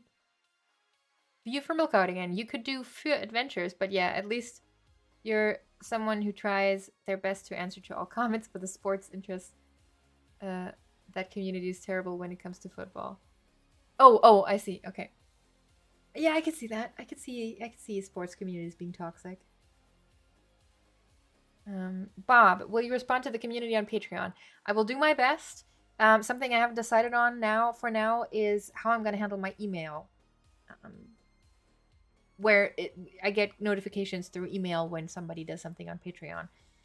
Because my email folder is actually a huge stressor for me, because I get emails every single day. Some of them are spam, some of them are not, and I have to like get through them, and some are actually important to me, and some I would rather just not have gotten, because now I have to decide whether I want to respond or not, and blah blah blah blah. So what I'm saying is Patreon might be tougher if I don't like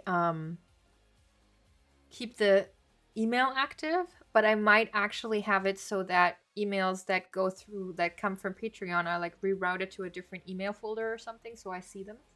Because especially if I keep it going as a monthly deal, I definitely want to be available. I think that's just a courtesy thing.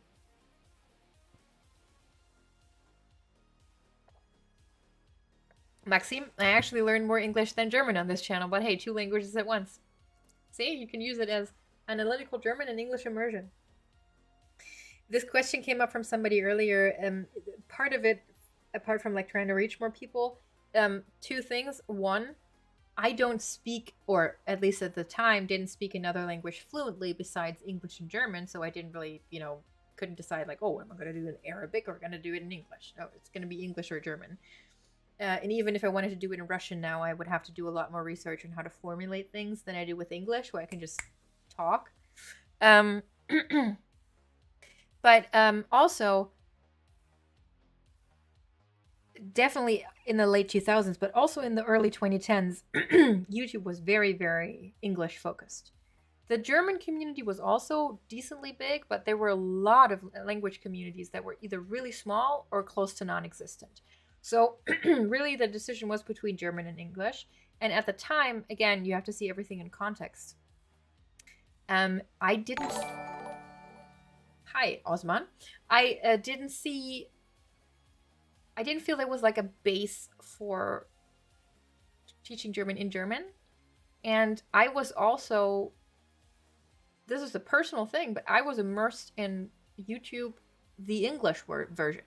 I was watching some German channels, and for a while, there was a very tight-knit, small German, not just German, learning German community, because there just weren't that many channels. So the people who had some sort of a like notable following at the time, which by today's standards was tiny still, but a lot of them were like in some sort of like little circle. At some point there were multiple circles, but funnily enough, Rubos, if you know him because he's adjacent to what I do, Andrew Bossum. Rubos was actually, he's been around for a long time too, and he was actually friends with a bunch of those German bubble people back when they were making videos. Most of those people from those German bubbles of the early days are gone. They just stopped making videos in like 2010 and they never returned. So basically everything from before 2011, there's a few people that have stayed, and there's some that are still making videos but have become irrelevant. But it's like a whole different era, right? What am I trying to say? What I'm trying to say is all that was the context for me making this channel, and I never thought twice about whether I wanted to make it in English or in German, because I wanted to teach mostly native English speakers. I said that in the intro video.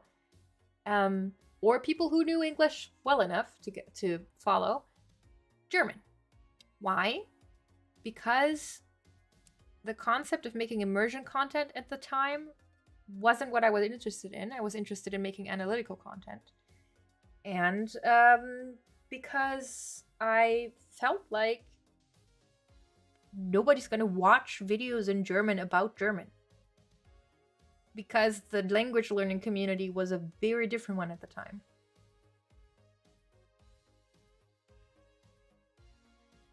Now, I don't know if I would have been right about it, but from my estimation, I think that was a smart decision. Nowadays, things are a bit different, but although I will say what I enjoyed most about making the most out of the things that I've made in German are the Klugscheißen mit Katja episodes in which I consciously speak extremely fast, and which are mostly directed at people who are native German speakers or very, very good at German. But I really enjoyed making those, and I also enjoy watching those, if I can say that about my own videos. Okay. Penguin. Oof, that hits home. If I put out a new content, I keep checking until the first rating comes out. What content do you make, by the way? I don't think I know. Bill Siegler, thank you for all the wonderful content. I hope whatever is next fills you with joy. Thank you. Penguin, sometimes it's also that you know how capable you are of being corrupt, that you just want to be on the safe side. Yeah, with some things, yeah, I know what you mean. Englisch with Chris. Ich wünsche dir alles Beste mit der Karriere und nochmal vielen Dank für alle die Hilfe, um Deutsch zu lernen. Muss leider los. Okay, from like half an hour ago. Bye and thank you, Chris.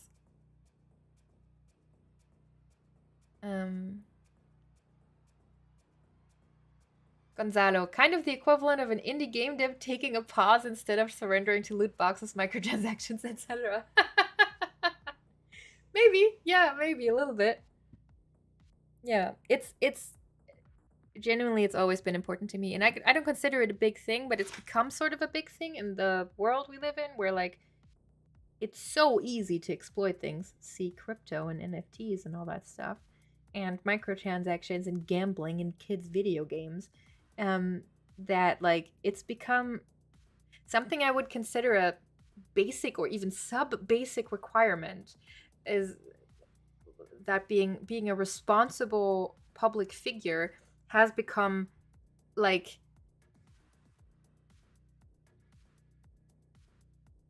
an exceptional whatever. Like it's become something to note, something noteworthy. You know, I'd prefer if it hadn't.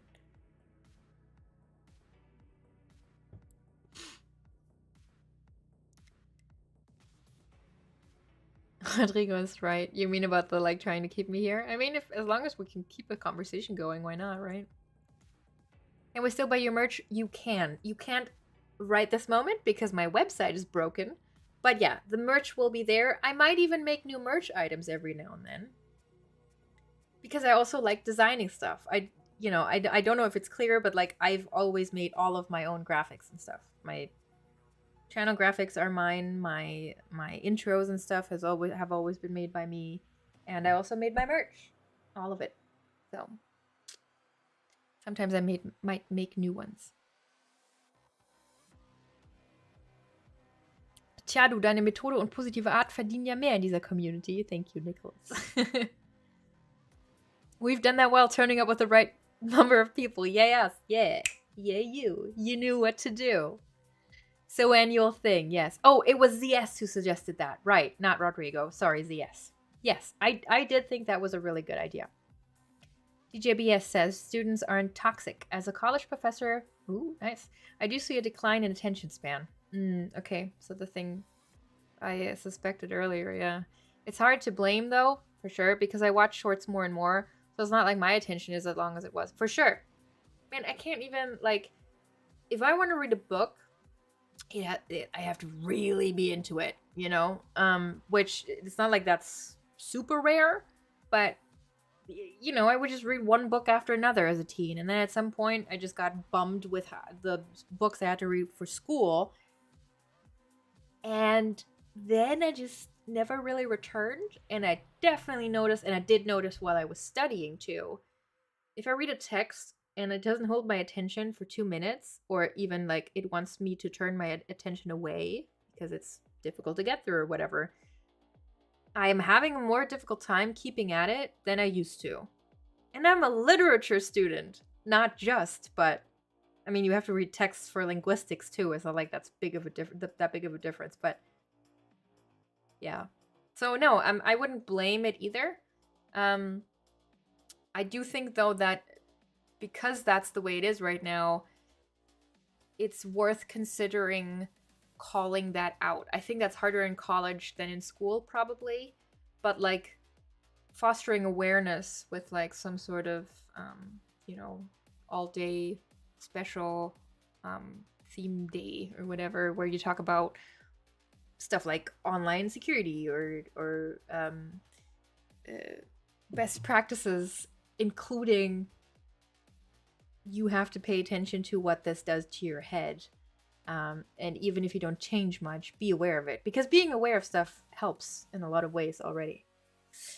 View from Outlook. Vielen Dank für den Inhalt, Katja. Du bist, without the I. Katja, du bist wirklich wunderschön und absolut echt. Thank you. Neue YouTuber, die Partner werden, können sich nicht einmal entscheiden, was sie machen wollen. Und in 9 von 10 Fällen kannst du sagen, dass du dich um das gekümmert hast, was du getan hast. Thank you. Yeah. I do not regret anything here. I'm super glad I started it when I did. The only thing I'm sad about is that it tanked. Because it did. I am, however, amazed at the fact that under those circumstances, like I mentioned 3 hours ago, or 2 hours ago maybe, this channel has never shrunk. It is beyond me how that happens. Oh, sorry, excuse me. When I say that, I mean subscribers. Obviously, the view count has shrunk. That's the whole issue. But it's amazing to me that despite so few people finding it, enough of those people still say, nice, I want to see more of this. I mean, I guess they then don't, because the algorithm still says, nah, I think I have a better idea. Maybe watch this instead. But still, that's meaningful, and it's touching. Also, by the way, I this popped into my head earlier, and then I got distracted. It just a little like on the subscriber thing. Like I said, I'm part of the channel is part of a network, which, by the way, why I specifically stress that it's not exploitative is everything is mine, and I still take care of everything, etc. The only thing that I have help with because of that, thankfully, is some marketing stuff, and like it's easier to get a channel confirmed and, you know, that kind of stuff. Anyway, they have regular meetings with YouTube, and they then do like within the entire network do like comparisons of like performance, etc.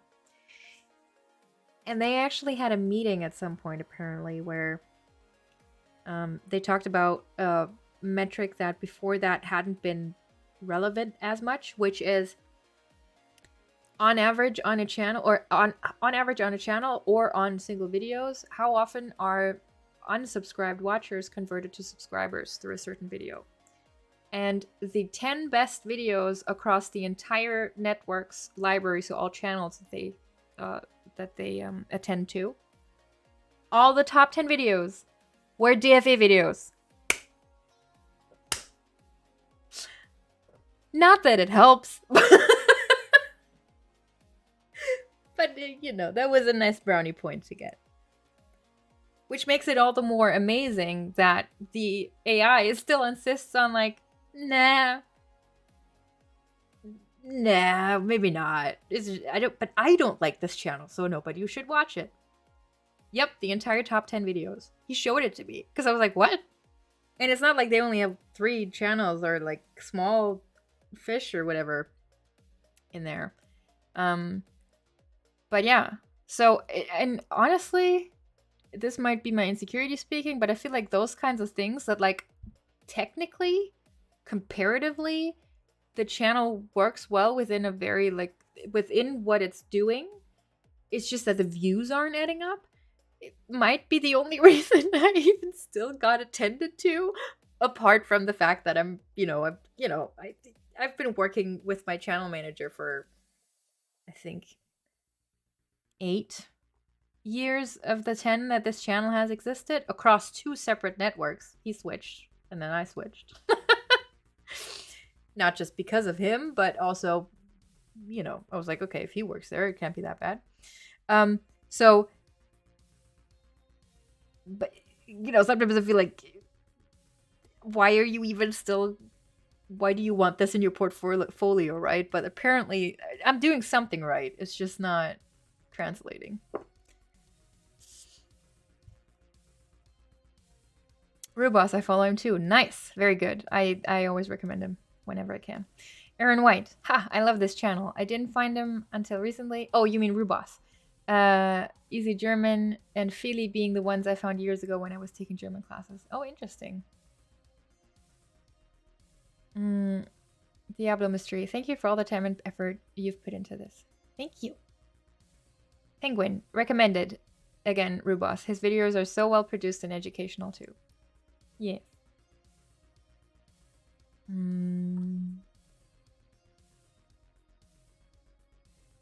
You make puzzles, Penguin? Like real life, like puzzles?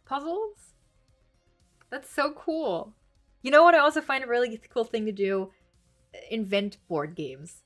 I don't think there's any money in that.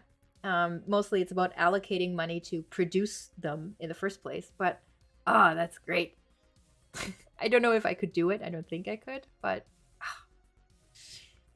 Diablo Mysterio, re-attention span. Same issue. I skip between books on my Kindle, whereas I could sit down and finish a 1,000-page Robert Jordan book as a teen. Yeah. I think part of it is also the accessibility. I feel like that with games sometimes. Sorry,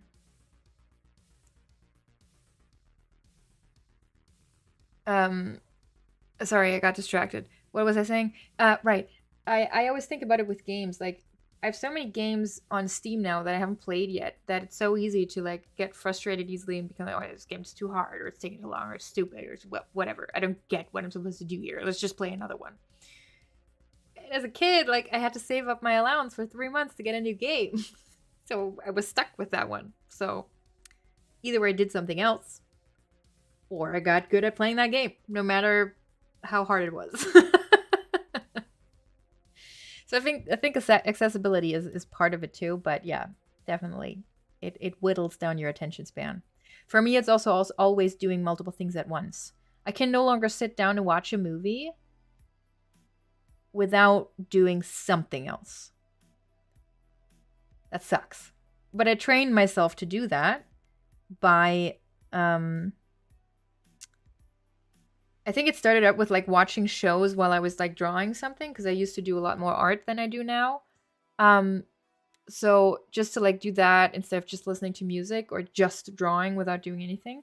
And then it got to a point where and I did it on one monitor. I would shove, like, one made the player tiny and just put it in one corner. Whatever. But it got to a point where I couldn't paint without watching something, and I couldn't watch something without wanting to do art. And I think that's where it started, breaking down for me. I'd love it. Ich muss dich jetzt verlassen. Vielen Dank für alles und viel Glück auf deine Zukunft. Vielen Dank. If I remember correctly, your name is... No, I'm not going to say it in case you don't want to share it. Thank you, I'd love it. Thank you so much for sticking around. And, yeah, it's done. Diablo Mysterio, you should be proud that you actually set out to do something and did it. True. Most people just sit on the sidelines. Such a great learning experience, I hope. It has been, for sure. I think with how long I've been doing it, a lot of the stuff that I've learned through it, I can't consciously place with this experience anymore. Because, like I said, it's just been it's integrated into who I am with how long I've been doing it. It's not like, oh yeah, I make videos. It's like, I make videos. Like, this is part of who I am. And I will say, on that point, I am kind of glad I am feeling alienated from it now. Because if I still did have the drive to do it as much as I did 10 years ago, which I don't know what kinds of people have the same drive to do the same thing after 10 years, but if I did, this would be so hard right now, because I would still run up against the issue of I have to be there for the next 18 months to do what I set out to do, which is become a teacher. Slam RN, this is the last show? Yes-ish. It's a soft goodbye. But yeah, for all intents and purposes, this is the last show until there is some other show at some point, maybe. All top 10. Man, that's awesome. We all knew you were doing quality, but that's some unbelievable evidence. Right? And you know what then happened? Me and him sat there like, damn, that's awesome. And then, okay, so why aren't we getting views?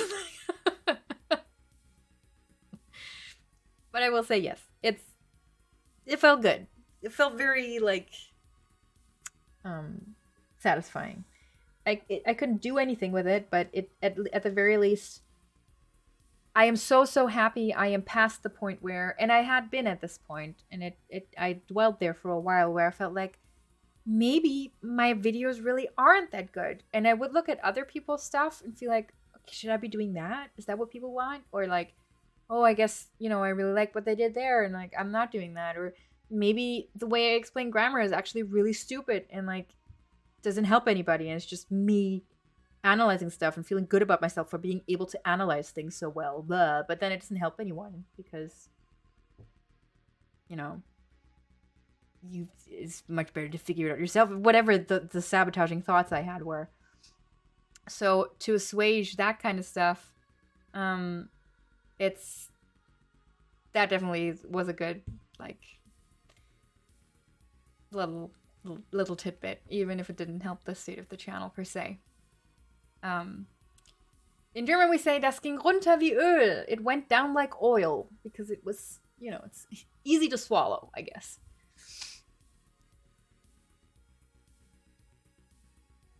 That's an amazing accomplishment. Thank you. Frame it and hang it on the wall for those dopamine shots. Yeah. YouTube will be a much less happy and intelligent place without you. Bye, and I wish you all the best. Stop it. Oh, jetzt verstehe ich vorläufig, ja. Danke für deine Hilfe mit Deutsch lernen. You're welcome, Ray. Thank you for letting me know that you're there. You from Lookout. Yeah, the recommended part of YouTube is what is a pain. The amount of content creators ignored is terrible with what the algorithm decides is relevant. Yeah. And then you get these videos that are like, it's gotten less, but the videos that would keep appearing in your recommended box for what felt like weeks, maybe it was weeks, because it was the algorithm was, it's tasty, because people are clicking on it. So, yeah. Interesting. I'm a hopeless multitasker also, Slammer on, yeah. Moinsen Uros, selber. Luis, if you were to give a tip to someone who wants to start creating content on the internet, what would you say? Honestly,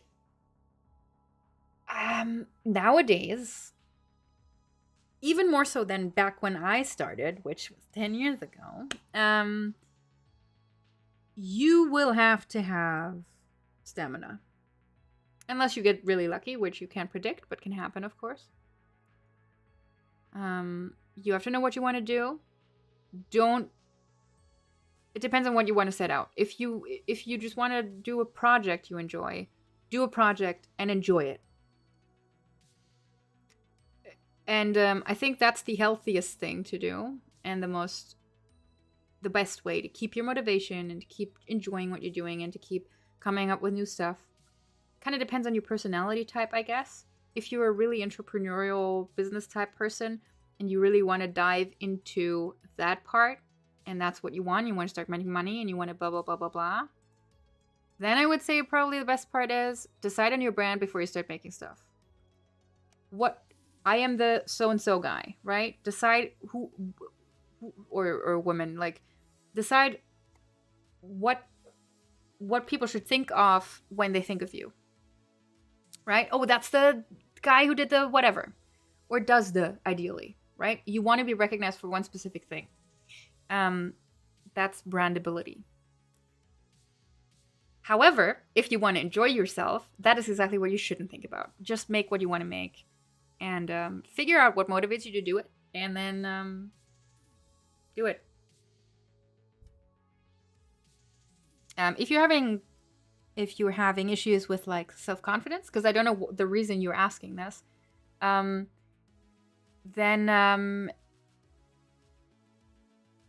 usually you'll get over it.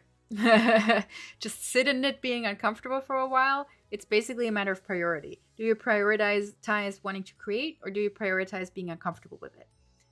You're going to feel weird. You're going to be awkward. You're going to look at the first stuff a few years down the line and feel like, why did I talk like that? That's fine and normal. And it will be different because a camera, as much as we're familiar with it nowadays, all of us, it's a weird thing to start talking to a camera. And there's a lot of things you will notice that you weren't aware of that you then learn. Slimerein, ich fühle mich jetzt traurig. Aww. Sunflower Vegan, I'm going to have to go soon. Very smart of you to calculate the fact that I'm always behind in chat. So, good on ya. I'm going to have to go soon, but I just wanted to say good luck with your teaching practicum. Thank you. Thank you for everything you've done. Hope to see you around eventually. You will be missed. Thank you. Stop saying that, but thank you. Penguin, I love you people in chat. You're all so kind. Right? Thank you for being happy for me about that. Diablo Mysterio, random question. I've always wondered, when speaking English, it sounds American. How or where did you study to develop it? The internet. Yeah, I consumed a lot of English. Between the ages of, I don't know, teens. And in all forms. That being, I had formal education in English in school, although I would say that is the smallest part of the fluency part. It's definitely a bigger part of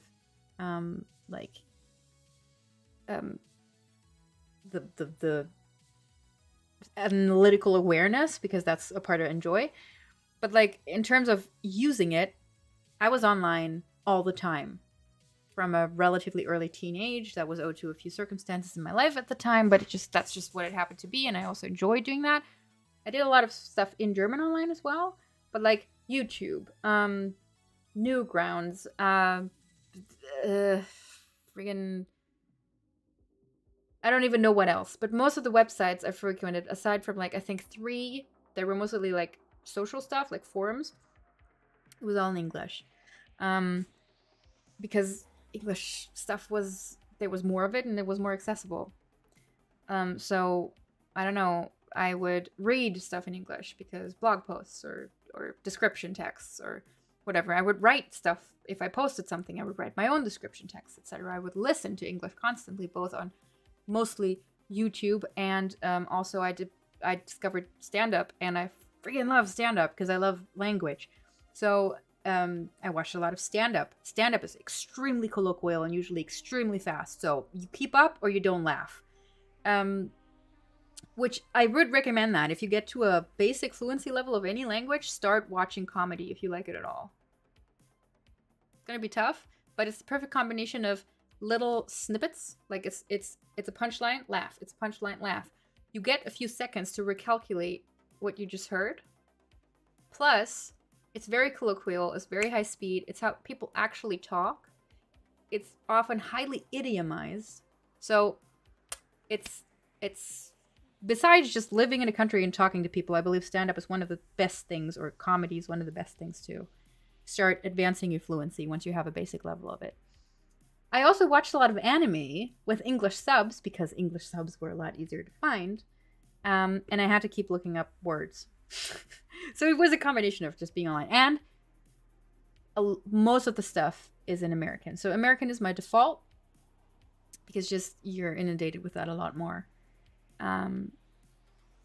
But I would find it hard to switch now because I've been talking in American English for 3.5 hours. Jesus.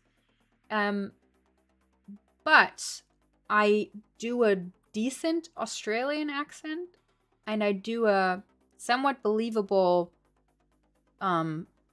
British-ish accent, although it's a bit all over the place. The problem with British accents is that they're a lot more diverse on a much smaller scale. Like the country's just a lot smaller, or the countries. So it's very easy if you don't, if you don't constantly consume or live in a place with a very specific accent to get them mixed, right? Whereas with American English, we usually hear, we hear a lot of California English. And also, unless you get into like really specific, very clearly regional stuff, general American is a lot more common than received pronunciation, which is general British pronunciation with slight regional variations. So I don't speak perfect received pronunciation, but I do fine. That's a very long answer. You said thank you for the reply about 10 seconds into that, but, I like to elaborate. Ist deine Entscheidung spruchreif? What a beautiful word. Was für ein wunderbares Wort, Uros. Ja, ist sie. Ist eine Weile überlegt und einfach auf Basis der Umstände ist da nicht viel dran zu machen. Girish, I have been watching you since 8 years. Wow, and I enjoy your content. You hung around for a long time. I appreciate all your effort. Thank you. BNB, hi! I recognize that name too. My German was like intermediate, but now I forgot almost many things. It's like riding a bicycle. It sucks to realize how much you've forgotten, but you get it back in no time. Could you please recommend me how to start learning from the beginning? Watch my videos. No, in all honesty, one thing you can do now is just go on Netflix, try to find a show that's originally in German and watch it with subtitles.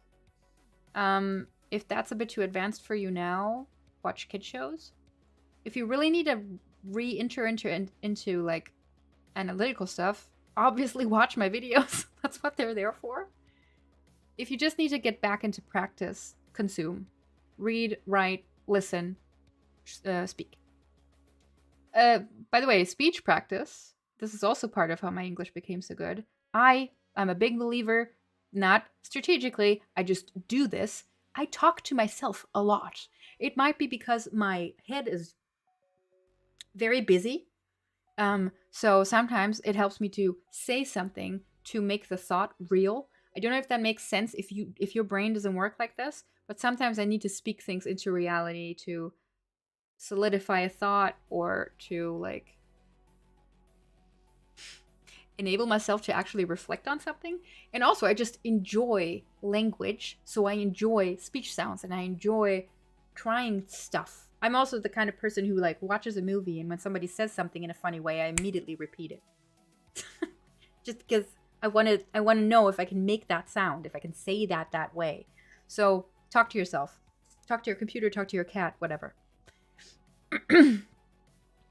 Your mirror. You know those, when you walk away from a conversation, you feel like there's stuff you should have said? Try to do that in English. Try to do that in German. Or those things you say, a lot of the, like, just mumble to yourself, like, what the hell? Try to say stuff like that in in German whenever you can.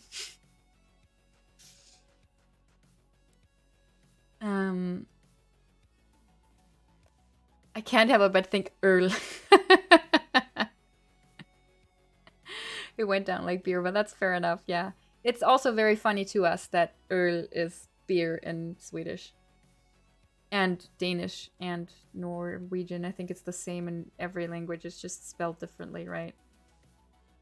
From the with the cross through it, I surmise you're not Swedish. You're either Norwegian or Danish, or you speak it at least.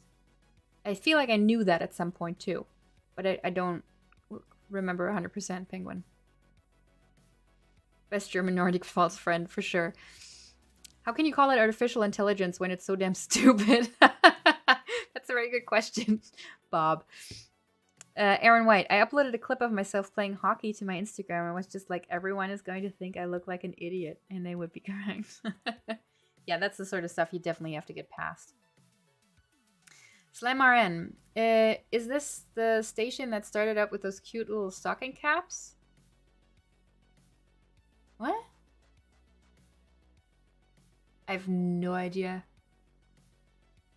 What? Sorry, I have no idea what you're talking about. Louise, thank you for everything, and I wish you had all the best in your future projects. Yay. Can you do scouse? Do I know what that is? Do I want to know what that is? Oh, it's a dish. Oh, lapskaus.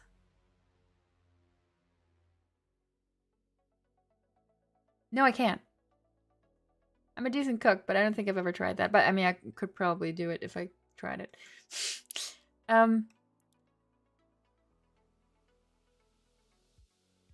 View from London. Not going yet, but I would say farewell. Hey, look at that. Another person learned the lesson. View from Lookout. Not going yet, but I would say farewell. But I feel like I will see your notification pop up in the future. So we'll see your next odd video when it comes. Yay! One video I wish you had done would have been trying to speak in the Austrian dialect of German like White Bunny. You mean Don't Trust the Rabbit. I don't know who White Bunny is. Yeah, I've never done an accent video. I don't know. I didn't speak that many myself. I can do a few decently and a few I can't do at all. Great advice in accent training. Thank you. Thank you. It's lived experience. Zombie Flesh Cult. I'm gonna miss the voice acting. It always made me laugh. Well, like I said, the gaming stuff might still be there. That's another thing of like, I'm gonna have to think about potential like students finding that sort of stuff. I might switch to just streaming, not saving the VODs, which will hurt my soul. But yeah. Aaron White, maybe it's just an ADHD thing, but I feel like I'm constantly having hypothetical conversations with myself. Yeah. I'm never quite sure whether I have ADD or not. I definitely wasn't like... yeah, I don't know. It doesn't quite fit my childhood, let's say that. There's some suspicions I have some sort of other... whatever. Like, what do you call it? Oh wait, it's ironic I'm blanking on this. Is it called hyperintelligence in English? And like symptoms of that overlap with some autism symptoms, some ADD symptoms. So like it might be any of those. I've never gotten a diagnosis for anything, but yeah, I have it's the busy head thing. And that's why I'm saying like, I know not everybody talks to themselves the way that I do. So to me, it just came naturally and it helped with learning a language. Super smart. That must be it.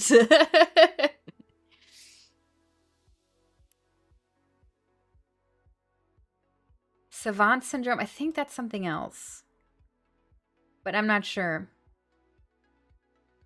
Girish, for people who want to learn and like sci-fi, I would totally recommend Dark. Oh yeah, that was a very popular show, and that at least was on international Netflix, at least in some countries. So yeah, you can also watch the German dub of some, other things that are not originally in German. Animation movies especially lend themselves to that. You might need to use a VPN for that, but that's what they're good for. Shadow Mage, I know exactly what you mean by speaking to yourself. I've been doing it most of my life. Yay! Haha, I have to hear my own thoughts sometimes to make them more clear. Oh yeah. And you know what? Every time I do it, I'm like, I should do this more.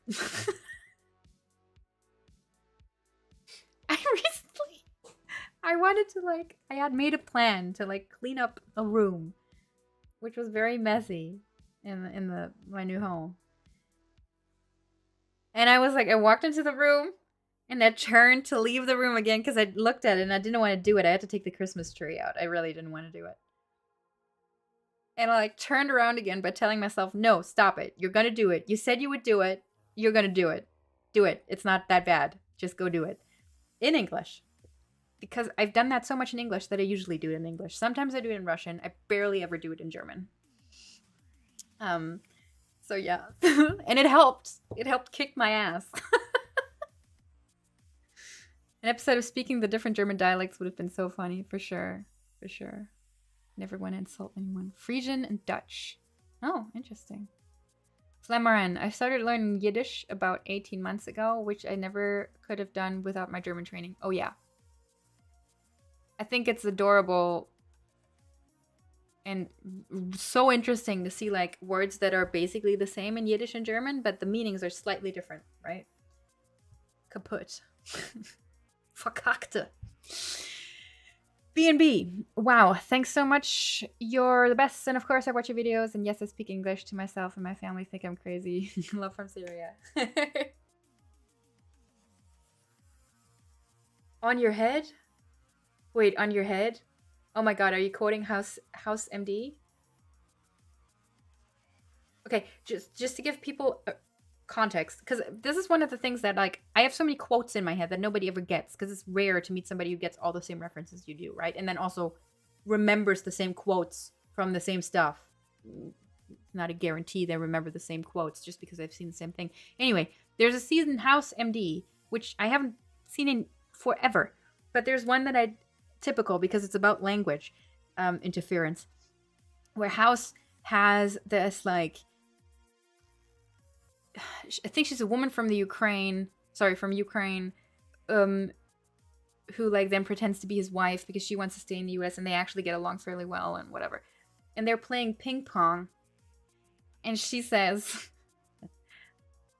wait, I have to get it right. Oh, right. She says, in your head. And he says, face. As to say, it's in your face. So she says, in your head. Face. On your face.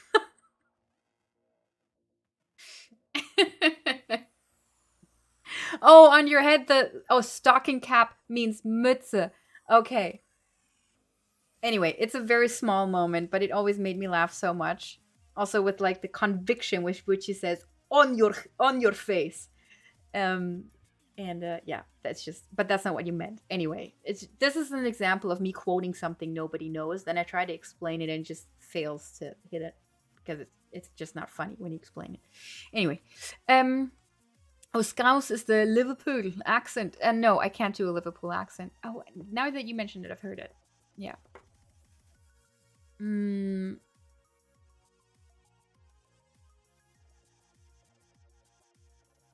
Oh, hey, Jessica! I have to get to your comment in a second. I'm catching up. Rodrigo, totally subscribe to that practice. Talking to yourself is a great way to keep up with your language learning. Yes.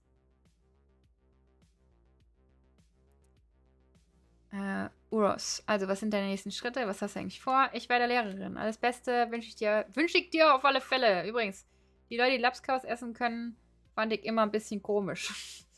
Lapskaus ist ein Fischgericht. Nobody gets that one either. Are you taking your videos off? No.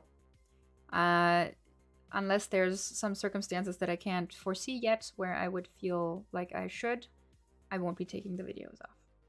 No worries. Deutschkanal. Moin Katja, ich lerne seit 3 Jahren Deutsch und du bist sehr hilfreich für mich. Du hörst dich ziemlich amerikanisch an, nicht aus. Ich habe auch Dark auf Netflix geguckt. Es war sehr unterhaltsam und ich habe es geliebt. Ich empfehle es sehr. Sehr cool. Ah, hörst dich an. Hast du selber verbessert. Super. Penguin, it's remarkable how you can read chat here and reacting to comments, reading every message in context, even if it's about something you talked about 10 minutes ago. Is it? Well, thanks. I'll take that compliment. Also wirst du in der Zukunft nicht so viel auf YouTube posten? Nope. Warum? Ich würde dich bitten, den Stream zu gucken, wenn er dann ein Video ist. Ich mache das nicht gerne, aber ich habe sehr viel über vieles geredet. Nikolas, Entschuldigung. Stimmt, Selbstgespräche waren beim Lernen eine große Hilfe, lustigerweise. Vielleicht die beste. Yes, yes. Well, I still watch DFE. Very good. View from Lookout. Nice. Penguin, thank you so much. It's not something I find at all impressive. It's just, I don't know. But I'm also, being in a room with multiple conversations going on is very, is exhausting in one way, but it's also kind of cool because I'm always listening to 3 conversations at once, as long as they're loud enough. So I guess it connects to that. I don't know. I guess I just remember what I talk about. Andre, also not always. There's been some comments where I've been like, what? Andre Hall. Hallo Katja. Yes, das ist die korrekte Schreibweise. Ich habe die meisten Videos von dir 2015 gesehen. Bin ehrlich mit dir, seitdem sehe ich nur ab und zu. Wegen dem Kanal denke ich, die AI verbreitet nicht mehr Sprache-Channels. Ist so, yeah. That's another thing. Yeah, another part is that it's not just DFE, it's also language channels in general. DFE among them is getting a particularly rough deal, but it's true that language channels have just fallen off. Partly due to short content and whatever. Love House, I'm laughing remembering that episode. Thank you, Seth. On your face. Okay. Jess. Okay, I get to Jess. Hi, Jess. Jessica Allard. I've been... that's the name I'm aware of. No hate to all the lovely, lovely guys who watch me, but I get so excited about women who watch my content, comment, and are so nice. Having women in your community is the best thing that can happen to you online. Anyway, I've always been watching... I've also been watching since 2014, and always found your videos way more helpful than most other learning resources. I'm very grateful for all the work you put into DFE. Vielen Dank für alles. You will be missed. Best of luck with everything, and congratulations on reaching your teaching practicum. Yay. Your students will have one of the best teachers out there. Tell them that when they're mean to me. No, we're all going to be nice to each other always. I'm never going to have frustrating moments ever. I'm manifesting. Is that how that works? Thank you. Thank you so much, Jessica, in all seriousness. And anytime you feel like posting, I'll still be there. Yay! Oh, Slim Arin, you're a woman. Yay! Look at that. Jamie ist auch eine Frau. Haha! I lured them out.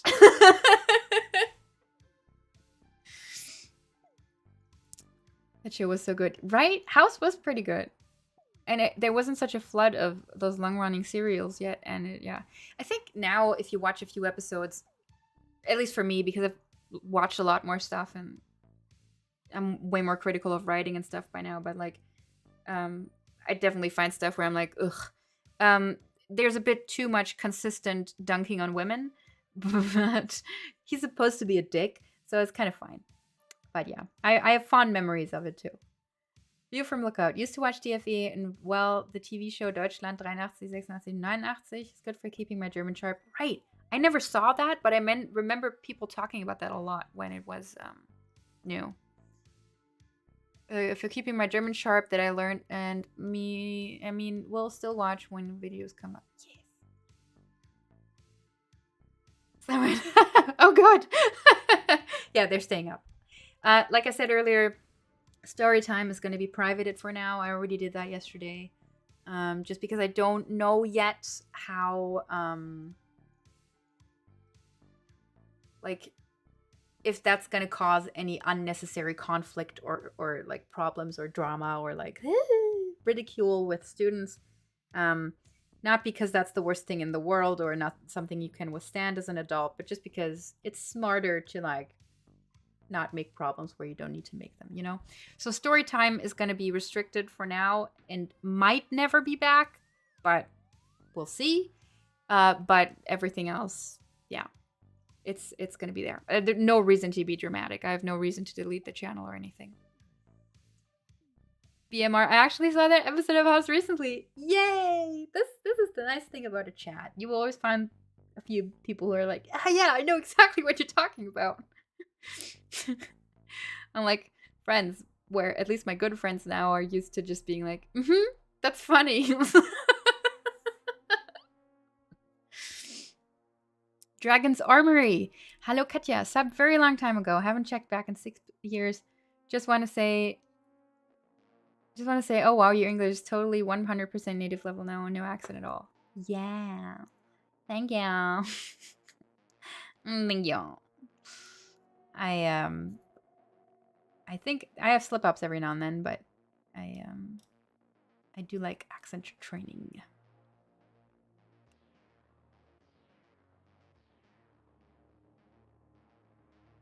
Oh, eine Frau.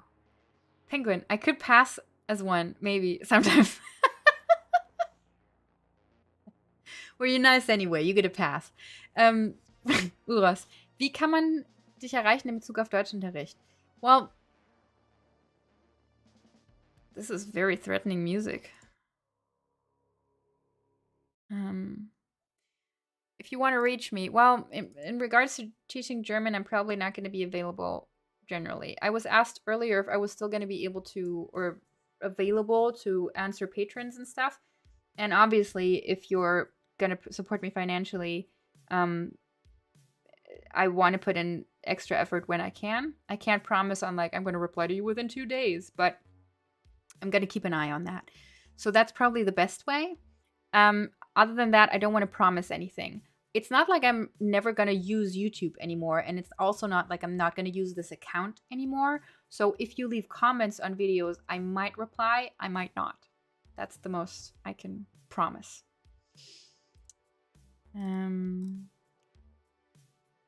Pavel, I like you. Thank you. I like you too. I know nothing about you, but you said something nice, so thank you. YouTube ist hauptsächlich von Männern geschaut. Hättest du am Instagram gewachsen, wäre anders. Well, maybe. That's not entirely true about YouTube, though. It's very much about the bubble. And I think Instagram has turned that, like, originally, maybe, but Instagram is so huge now, I'm not sure it's relevant anymore. Same with YouTube as well, I think. Ich bin Krankenschwester. Ich liebe medical shows. Ey! Merch webpage is down. Oh my god, I hate it so much that people are trying to buy merch and my website is friggin' down. Let me see if I can, like, solve that right now, which is a very bad idea, but, like, just, I'm bothered by this so much. Okay, let me see. Right. So the problem is that I can't even get into my command center because the website is so utterly broken that I basically have to go into, like, safe mode. So hold on. And I don't even know what happened. It's probably like something tried to update and then it just exploded. So yeah, just to address that, it's come up a few times during this stream. The merch website is there. It's just not accessible right now, which I know might as well be the same thing, but it's not like offline forever or something, you know? So, let's try this again. Okay, well, never mind.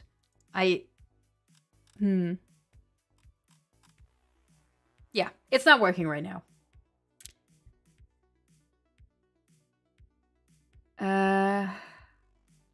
You might enjoy Numbers, about police working with university mathematicians to solve crimes. I promise they treat women pretty well.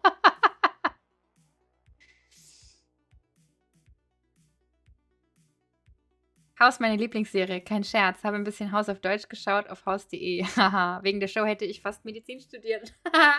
Wow, not bad. Maxim, I don't get what you're trying to... I don't get what you're talking about. Poor Slam RN. How's my Friday so far? Hi, Richard. Thanks for checking in. I'm good. I'm good. I've been streaming for almost 4 hours, and my larynx is starting to take notice. I think I also need to like get some food before I can't order anything anymore.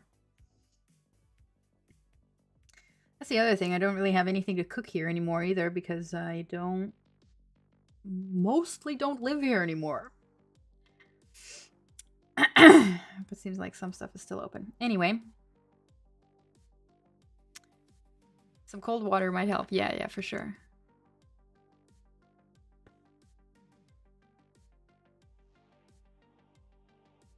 Oh, Maxime, are you hinting at the fact that the Joker was dressed as a nurse in The Dark Knight? What? That's a very far-fetched thing to think of.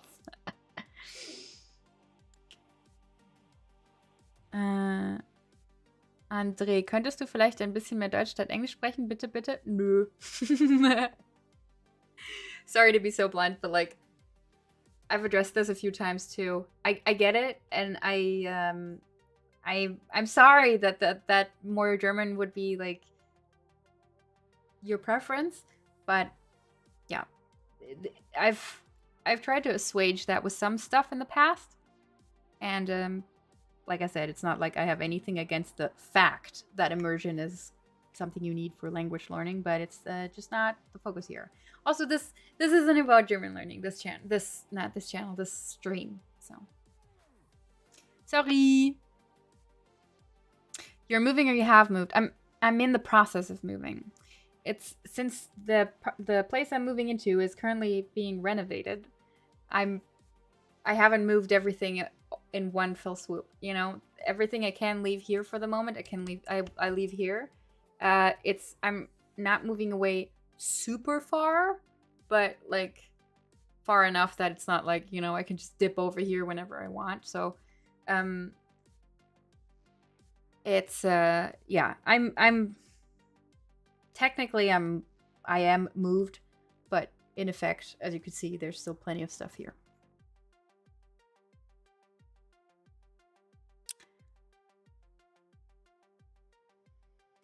Nah, I think Maxime was just being silly. Paris, oh, another new chat face.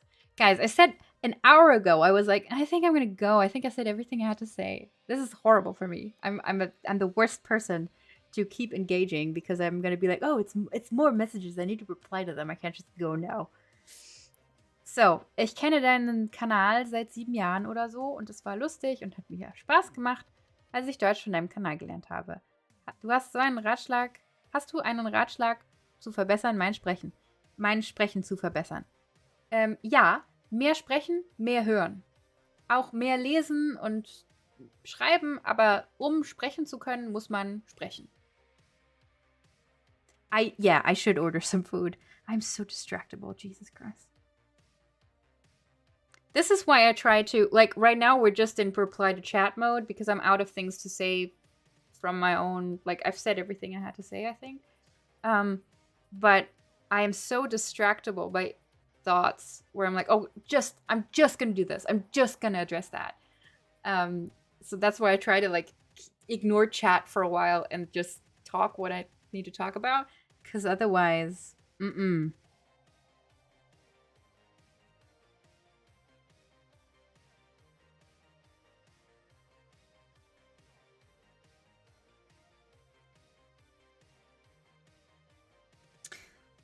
Okay, what do I want? I think, though, as soon as I order this, I will have to wind it down, actually. Because, oh, man. The reality is starting to settle in, though. Because, like, as soon as I give this order up, I don't want to be sitting here, like, eating my pizza, speaking through the munches. But that means I'm actually doing it. You know, so far it's kind of been not real. Because I'm here, I'm talking, I'm not currently already in teacher training, and I'm the arbiter of what happens here, right? So I could withdraw this decision tomorrow, but I won't, because it's definitely better for me not to. But as soon as I Press order. That's it. I need to say goodbye. If we keep asking questions, stay. Oh man.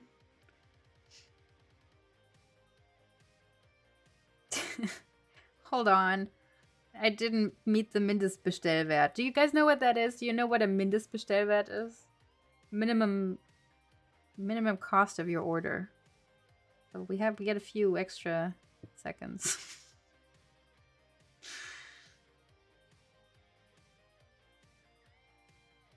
Minimum order, yeah, I guess that's it. So glad I stopped in. All the best. All the best to you too, Jamie. Thanks for sounding off in chat.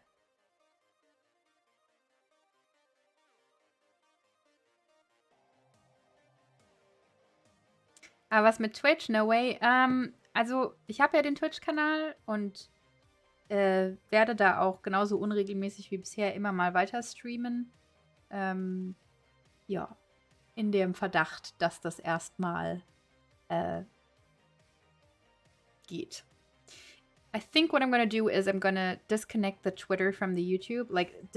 I'm not gonna put the Twitter on this YouTube channel anymore because it's not a relevant marketing tool anymore anyway, because that Twitter the Twitter connects to the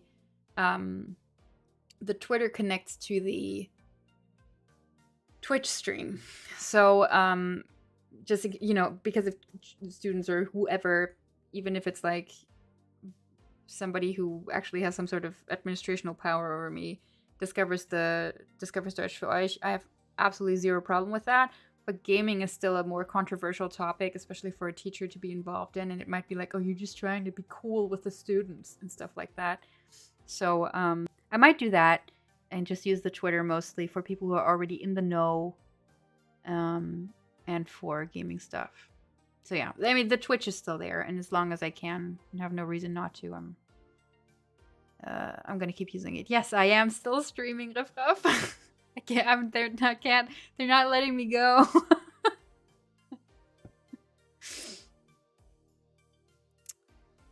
I'm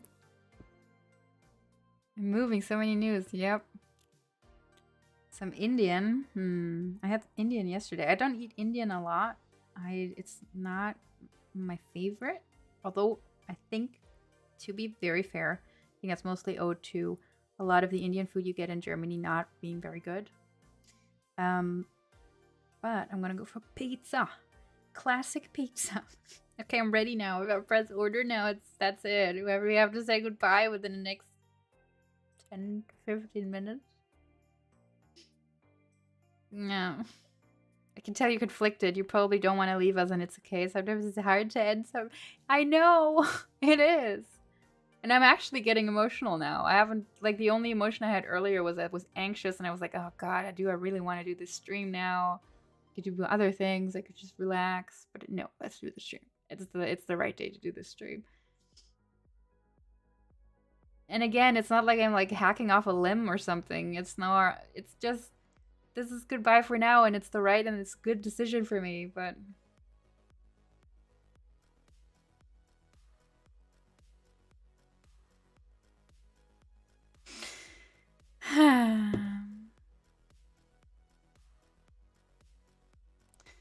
We'll see you back früher rather than später. I hope so too. I will honor that idea of doing an annual stream. That is absolutely doable and will be done. Before then, I don't know. But that might actually be a good thing to, like, comfort myself with as well. To be like, it's not about, oh, you're gonna be back at some point, but maybe not, and when should you, and could you, and oh, maybe you could, blah blah, because that's gonna send me into the whole, like, should I make a video, could I make a video, that I don't want. But maybe I could take the annual stream as, like, a little comfort of, like, yeah. Also, again, I'm not off the internet. I'm just not gonna be making videos anymore because it's not, I can't, it's just not feasible. You live on in our heart. I'm not dying. You live on in our hearts. Don't say that. Don't let us go. Order the food and enjoy it. You know what? I'm gonna send it. Okay, hold on. It's working. One more step. I need to sign it to PayPal.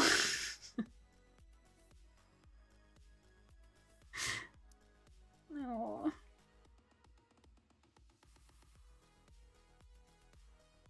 Oh god, I'm actually I hate this. I don't want to tear up on stream. This is stupid.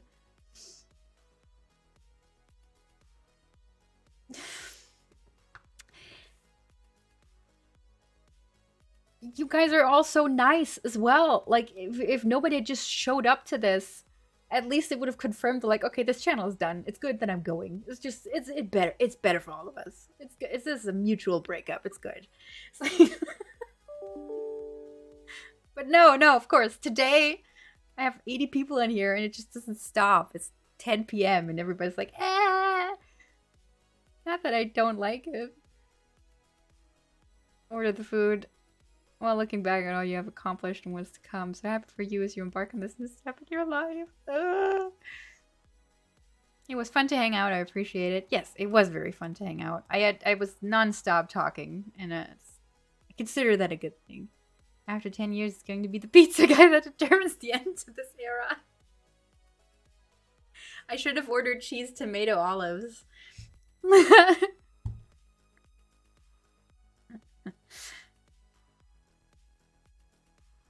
No.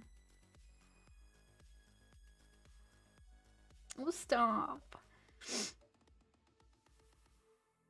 Hi, Martin. You came in at exactly the wrong time. We're trying to wrap this up, but hi. Anytime you want to do a live chat for any reason, your minions will swarm to you. I do feel a bit, like, reassured that, like, people are gonna be, you know, the regulars are not gonna unsubscribe tomorrow and be like, okay, I guess that's that. Yeah.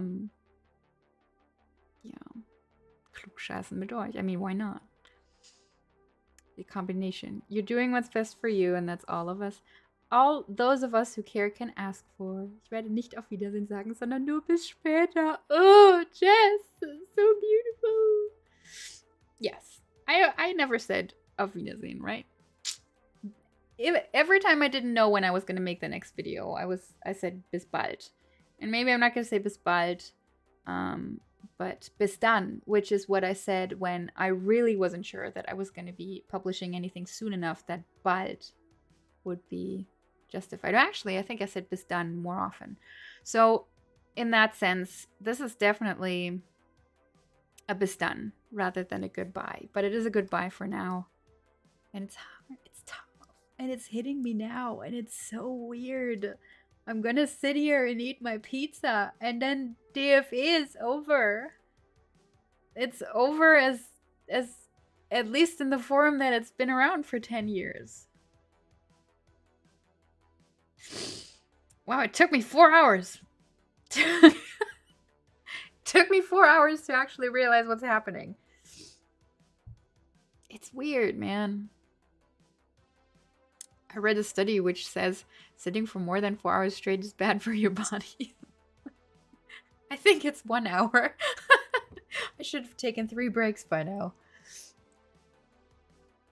The hunger makes people emotional. Usually it just makes me angry, but maybe. Danke for all your efforts, and you're really the best, and I have to say you're the one reason that made me love German language. I can't even read now.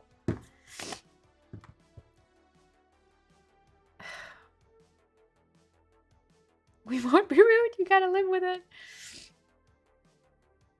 Oh, man. Okay. So, I'm gonna fix the website. Or get help fixing it.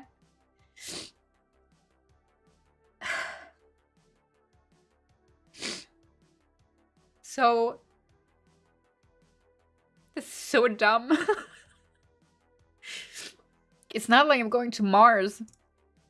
So, I'm gonna fix the website. So, merch is still a thing. I want to change the Patreon like we discussed. Thank you for giving me confidence in,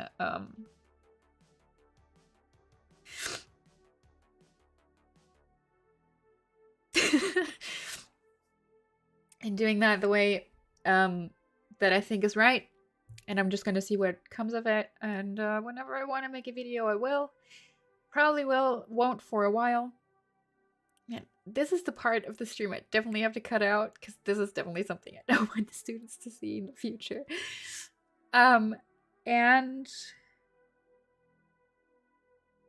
I've had a few rough times within the last 10 years. And during a lot of those rough times, DFE really wasn't something I wanted to do sometimes because it just didn't fit in with like all the other stuff I had to figure out. But I always came back to it and I always was happy to do it because every time I finally made a video again, even though it usually took some self-kicking to do it, I noticed that I love doing this. I'm sad that love of the actual subject matter got a bit dampened by all the stuff around it, be that the declining views despite continuous efforts and I think quality usually, or all the stuff that I never wanted to do, the social media, the analytics, the marketing, the putting money into advertisements or not doing that, and like all that stuff. But it's been a good run. I think it's poetic and great and good, and it feels round to end it at 10 years. Now we've rounded it off by getting emotional too, and I can just cry into my pizza. I'm not crying, you're crying. And then also, of course, all of you, like, you're lovely the whole time, and now you just crank it up to 11. Screw you guys. Thank you. Thank you all so much for being around, sticking around. I'm amazed at the number of people who came in here saying, like, I've been watching you for 10 years, for 9 years, for 8 years, for 7 years. A part of me wants to go, like, what are you still doing? Learning German like this? But obviously, I am super, super touched that I am so, like, that this resource I made is so well remembered, well respected, well liked, whatever you want to say. And all the lack of appreciation or like recognition, I think I sometimes feel within the community at large is like friggin' lovely to see that it's there in my own community, which is where it is the most meaningful. And I'm still stalling. Okay. Enjoy the sitting before you have to stand all day. You better reconsider your plan. I won't. This is the right thing to do. But it's still sad. Anyway. Thank you. Oh my god, here come the hearts. Here come the hearts. It's seeing me cry. Katja, nie placz, bo nie ma всегда прощаемся. That's true. This isn't goodbye forever. It's absolutely true. But life's changing now. Life's changing in more ways than this. And none of it is sad. This is the saddest, I think. Except moving away from where I live now. And that's always different. You leave things behind, but you get new things. So I think this is the saddest part of the things that are changing. But still, change is change. Oh, Jack-o'-lantern! I recognize that name too. Your grammar videos were always so well organized. I really enjoyed the listening comprehension. YouTube is just hurting the creators who made the platform work. Thank you. I'm gonna turn off the hyper music. Not gonna turn on sad music. We're not gonna go there. That would be... Yeah. So... Pizza could probably use more salt. Oh man, thank you all so much. I cannot express, like, I keep stressing, and I do still believe that like we're strangers, right? I don't know. I know like a handful of people in this chat actually, but it's still super meaningful. And I believe the sentiments. And I think they're from the heart, and I know that Despite being strangers, stuff like this can mean a lot. Thanks for being authentic. I do my best. Thank you. Reg dich ab und reiß dich zusammen. Are you uncomfortable with me crying, Uros? DFE ist einfach endgeil und du sollst echt stolz darauf sein. Nur wenn wir nicht so faul gewesen wären. Tschüss und bis bald, Katja. All the best. I watched you during the 10 years. I moved from one end of England to the other, but still learned German. Yay! Vielleicht können wir doch zusammen essen. No, I need to end it at some point, and it's not going to get better after I have my pizza. So I think this is the right time. I'm also starting to sound like I'm like a teenage boy, so I think it's the time. Thank you for creating this channel. Without it, my life would be a whole lot different now. I know. Okay. Chat has slowed down. Don't you dare speed it up again. Thank you all so much. I am absolutely baffled that I've been going for 4 hours and there's somehow still 60 people in here. I'll see you when I see you. I'm not making any promises. I'm thinking it will be a long time. It'll be a while. It'll be at least a few months at the very least. If there's something before that, good. If not, also good, because I need to allow myself to not feel like I need to put out stuff. Otherwise, I'm going to stress myself to death with everything else I need to do. This was a better send-off than I expected, more than I hoped for, and just thank you all so much. I appreciate you. I appreciate all the support. I love that through all these years, every time I like open up in some way, which I always tried not to do too much, I'm met with this. I'm met with all the hearts and all the take your time, do what's best for you, we'll be here, whatever. You guys are awesome. Thank you so much. And I'll see you next time. Whenever that is. I will honor that idea of doing an anniversary stream, even if it's not the 6th. I will make it somewhere around the start of January. Okay, so if we don't see each other before then, I'll sound off in some way at that point, at least. So thank you to everyone who was here. Have a good night or day or afternoon or morning or wherever you are. This is the upside of having an international audience. And keep watching the videos. They're still there.